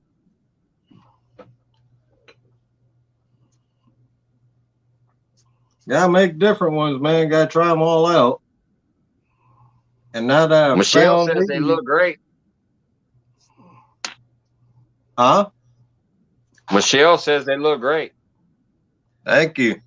They do look Clayton good. said nice. Now they'll just catch fish, right? Exactly. They can look good. Now they just got to catch the fish. And where I fish for panfish, if it don't catch fish, something wrong.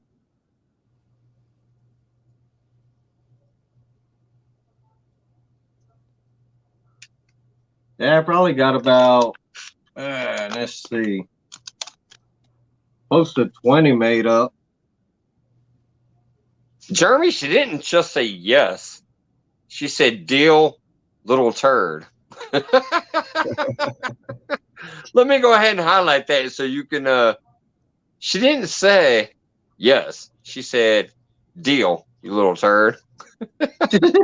Now, I don't know what was said before that, though. I don't know why I'm being thrown in there. So, no, his fish don't count. Only our fish. Blah, blah, blah. Lance is knitting baby. I missed that one. Poncho Jody said Lance is knitting baby socks. Yeah, right. Oh, goodness.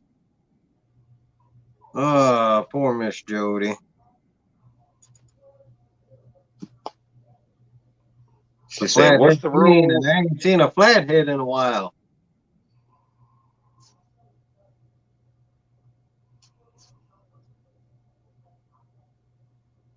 It's the battle of who earns the capital JJJJ.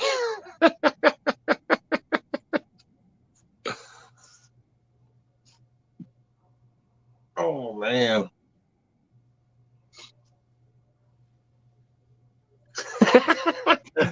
Here we go again. We need catfish regulators in here to instigate.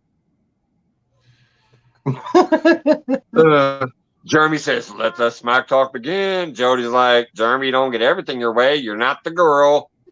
It's like a half-hour battle going on again. We need catfish regulators in here to set this up.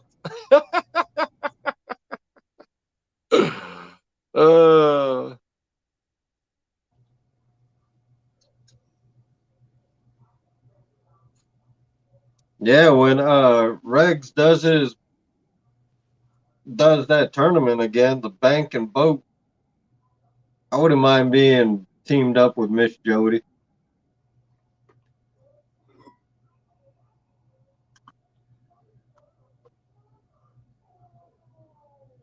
See, I'm not stupid. I know the woman. I know she can catch some fish. Why fished against her if you can have a chance to get teamed up, paired up with her for a tournament?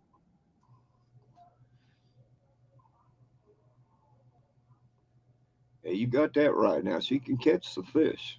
Mm-hmm.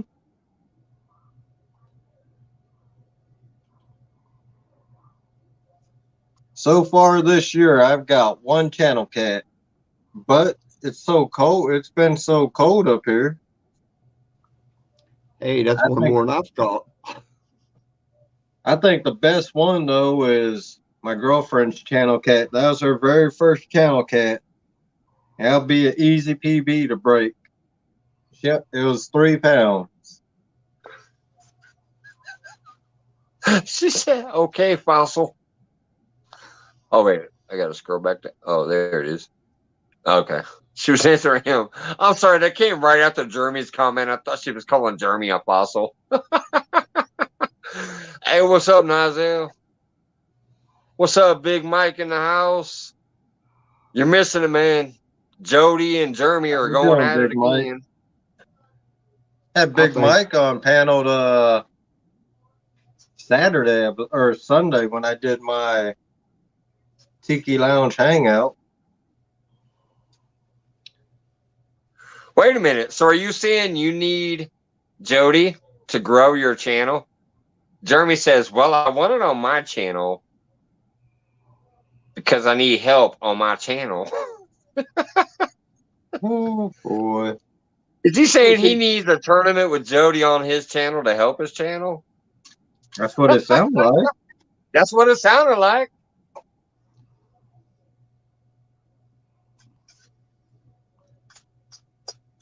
Maybe I read that wrong. I don't know. That's what it sounded like, though. I don't know if he's challenging her. Ain't he supposed to go to her channel? Right? Or find a binary channel that will host both of them. Yep. To where, people can go pick the person they want to go to, or both.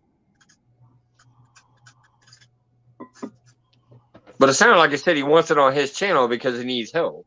That's what I read. Let me scroll back there and hit that again. Like. I want it on my channel is what I want because I need help on my channel.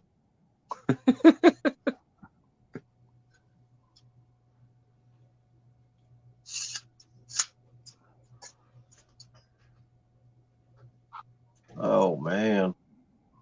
Oh, now you want to say buy subs? You must be getting me twisted, son.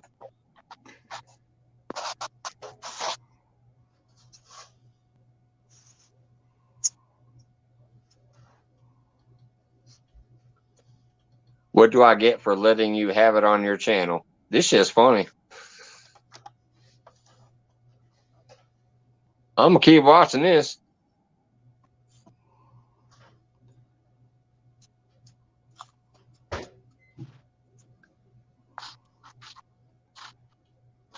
All right, Mike, I'm gonna hop down, man. There we go. 2-part tournament. One on Jody's, one on Jeremy's. That's a pretty good fucking compromise. All right, Lance. Thanks for tying the jigs and stuff, man. They were beautiful. Thank you. Thanks for having me up, man. Absolutely. Anytime. You know that, brother. Yeah. Hopefully you got a few more. I know you got at least one, but hopefully you got a few more because I got you pinned up there. So. Yeah. But I'm going to jump off of here. I'll be in chat. All right, have a good one, man. Yeah, you too. That's actually a good idea, David. A 2-part tournament. One on Jody's, one on Jeremy's. I like that.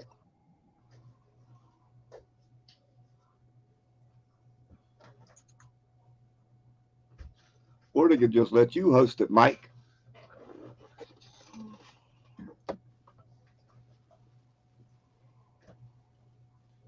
Oh, they don't want me hosting it. Yeah, but it makes for a lot more fun. Even if I behave myself. No, not going to happen.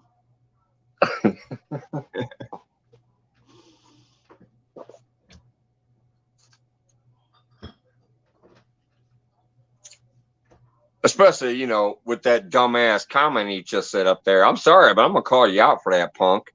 Don't ever fucking say buy subs in this channel again. Hey, I put in my work. I've supported a lot of people, and I've helped a lot of people. Ain't no damn buying subs going this way. Say that ain't here again. Other than that, let's get back to what we was getting on. Jody and Jeremy.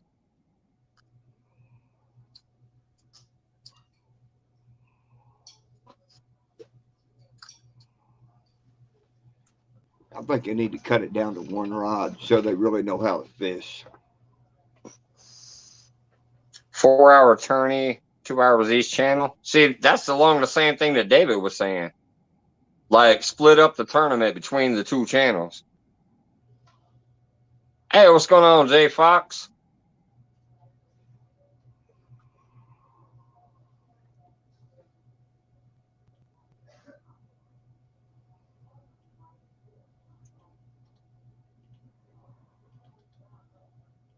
I'm talking about this fucking comment right there, Jeremy. What, you acting coy now? Talk about some, what are you talking about?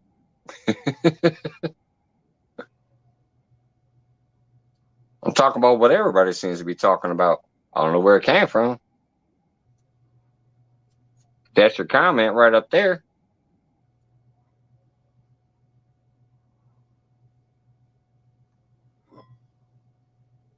Deadpool, I love it. Me too. Great sandwiches. I'm not being rude. Just fish heads up. No advantage, skill versus skill. There you go. Uh-oh. What'd I do to Jody?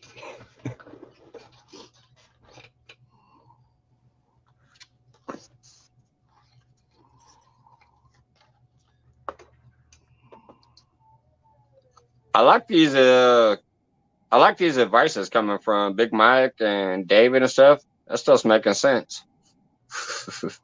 Just fish heads up. No advantage, skill versus skill. Get it over with. Okay, Jody, I got it. It's been a year in the making. One rod. Yeah, she don't like that idea.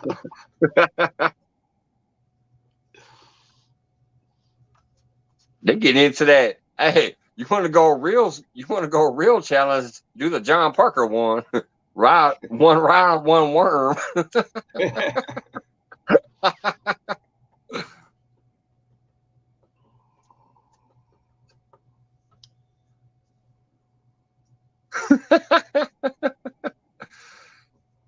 Yeah, I've heard of Jersey Mike's. I've never had them though. I like grinders too. There's some grinder sandwiches out there that are awesome.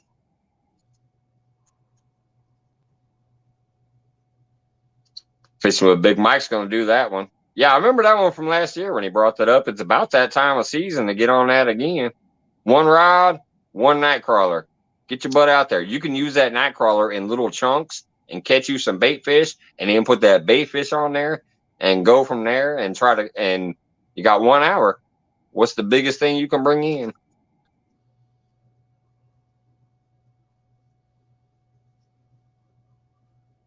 Hey, you started, Jeremy. You got. If you say one more thing, I've already moved on. You keep putting it out there. You know what you said. I already highlighted that you said it. I'm already past it. You keep bringing it up.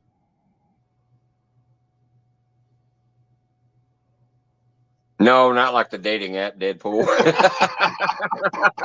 Definitely not like, although it does have a lot of meat. Yeah, I just have grinders. Okay. Well, he didn't want to listen.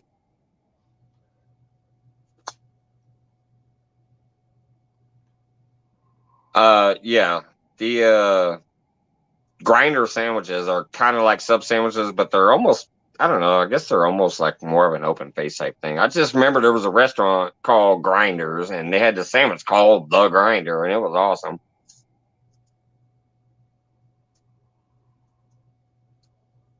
A boat angler versus a bank angler. Come on now. I get a boat and fish against a boat.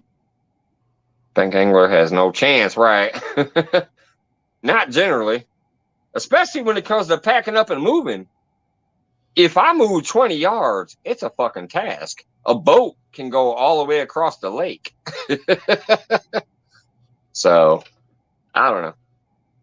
But I will say a boat also is challenging from that. Since I finally got on a boat for the first time in my life, we saw fish after fish after fish on the fish finder and only ended up getting 2 to bite. So that's almost more aggravating because I saw how many fish was there. And yet on the bank, you just assume they're there. You're like, this is a good spot. I know they're there, but you don't see them. So when you see them on that graph and you know they're there and you can't get them to go for it, it's like, that was aggravating.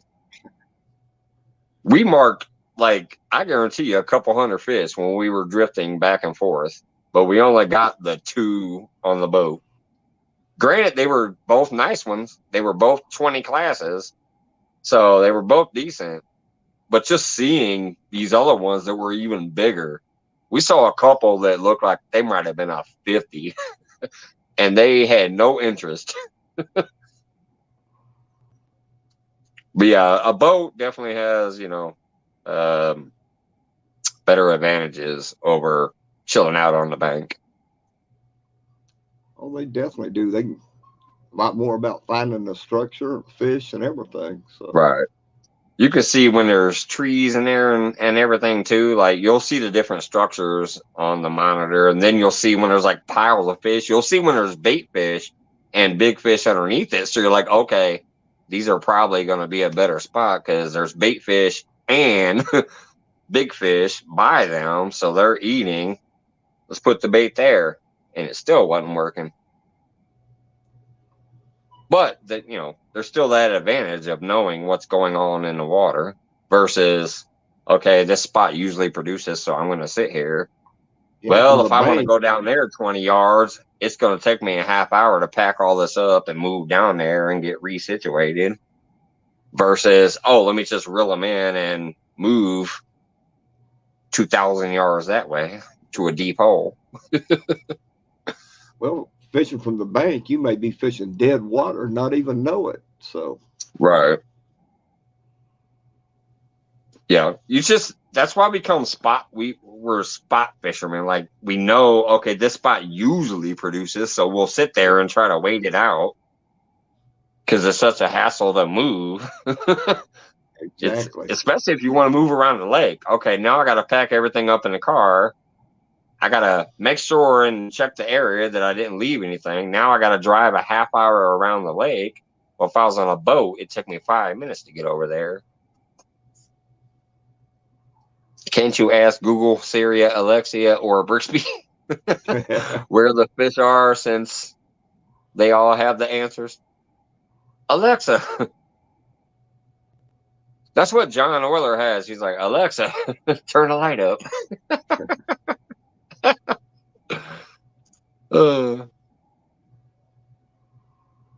Big Mike has been fishing for years. He knows more than me. I'm still learning. Hey, we're all still learning shit. I've been fishing damn near 30-something years, and I just tied up my rig for the first time recently. And that's from watching you guys. Like, I watched Lance McCougar and Kevin from Palmetto Cats and a few other people. Maybe Avid too. I watched a few different versions of how to tie the polymer knot and the no snail. Clayton, I also watched. He has a great video where he shows on the side of the bucket the difference between tying through the back and tying through the front. He's got a great video on that. So I started watching those before I went to meet Avid because I said, there's no way I'm going to go meet Avid in person and not know how to tie on a proper rig just in case I break off. So I started watching those videos and I finally tied up my first actual knots and rigs. Even though I've been fishing for over 30 years, I just always put the string down there and then twist it around and put it through and pulled it. It was not a technical knot, but I've never lost a fish because of my knot. So, who knows?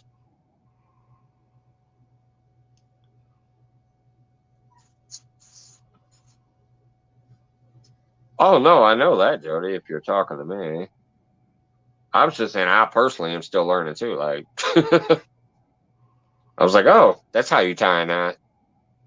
Okay, here we go. Now I got a knot. I got a nose snail going up to my leader, my little swivel. On the other end of the swivel, I got the polymer knot. Then I got my slider rig. The one that I caught that 22-pounder on the other day was a Santee Cooper rig that I tied for the first time properly. Proper stop bobber and all that stuff on there. You can see it when I'm pulling the fish in. Once I get them up to the surface and I'm getting ready to net them, you can actually see it. I got the slider sinker going down to that Santee Cooper rig because you can see the big peg float. But anyways, I got about 7 minutes here, I guess. I was going to get off about a half hour ago, but then Carmel come up, and I was like, oh, shit, I got to hang around for a minute. Carmel's popping up here on my stream. But, yeah, at midnight, which would be 7 minutes from now, I'm going to hop out of here. So if y'all want to start dropping them links again, feel free. I know you guys normally do, but feel free to spam away for the next few minutes. Well, Mike, I'm going to go ahead and jump down. Thanks for letting me pop up and get you guys on my name joke. I just appreciate you coming up here. Hey, it's always fun listening to you. Even if you had to set it straight. Hey, ain't no setting you guys straight, but I just thought it'd be fun. Yep. All right. We'll talk at you later. All right, brother. Have a good one. You too. All right, take it easy, Big Mike. They have a fish finder you can cast from the bank. Yeah, I do know what you're talking about there, Stan. They have one that you can cast out that's wireless or wired. There's two different ones. Oh, good Lord. Actually, I feel like a jackass, but I gotta use the restroom real quick, so I'm gonna block the microphone. I'll be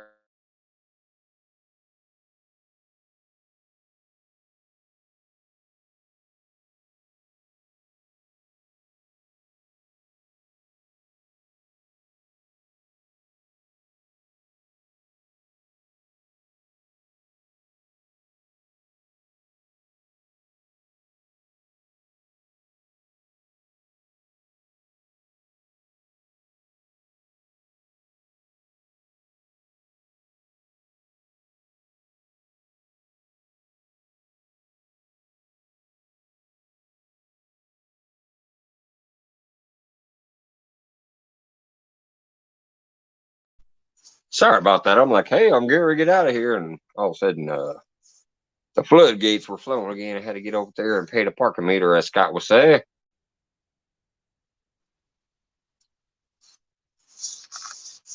And I'm sorry, JHC, if you don't like what I did, you said it. I don't know why you said it. I don't know why you popped it up there. All of a sudden, you talk about some buy-in subs. Yeah, that shit gets no play here. Especially after you kept going with it. Even after I dropped it, you kept bringing it up. Why am I being rude and whatever? You said what you said. I even highlighted it to prove you said it. I don't know what all this is going around. It ain't coming my way. I'm sorry. You feel that way? You want to act like that's what I've been doing? Nah, I put in my time. I put in my work. I ain't gonna have nobody accusing me of paying to get a subscriber. So sorry, brother. I know you can still hear me back there. So if you want to message me, explain what the hell that was about, then I'll welcome you back in. But for now, there's no play here. All right, guys. It is 3 minutes, and then I'm out of here.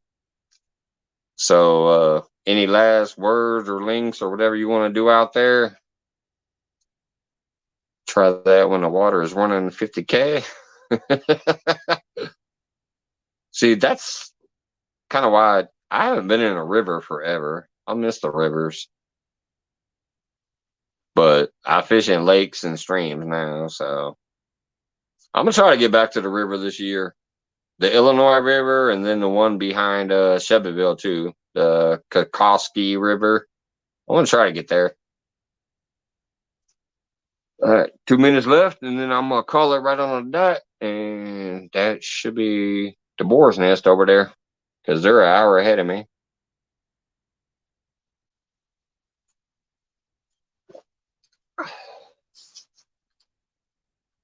Thank you, Eileen. Appreciate you coming in, as always, along with Piggy Piddles and everybody that came in this evening. Sorry about that weird moment that just happened a minute ago.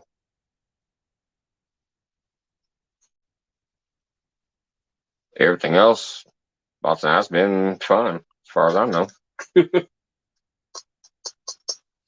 And I do mean what I said in the beginning. I understand that because of my stress level, I've kind of not been me. Tonight was kind of proving, hey, you know, I understand I'm going to get back to being me. Might take a little while, but I will be fully back to me fairly soon. Thank you, Michelle. Still hanging in here. Have a great night. And whoever's headed over to Hoglay's channel, let them know I got a sticker just in case you didn't see it this evening, and I appreciate that. And tell them I say hey. About to go upstairs, hang out with my girl for a while after this, and then take my butt to bed because we got a long day of chores tomorrow. So, J Fox, fishing for whiskers, ARAR, think over stink.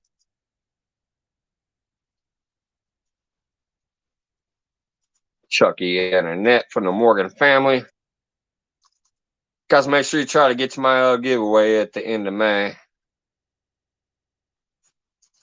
Morgan family is definitely good people, and I'd like you guys to have a chance to get in on that. Gonna be a lot of good stuff. Boar's Nest is not on for another hour.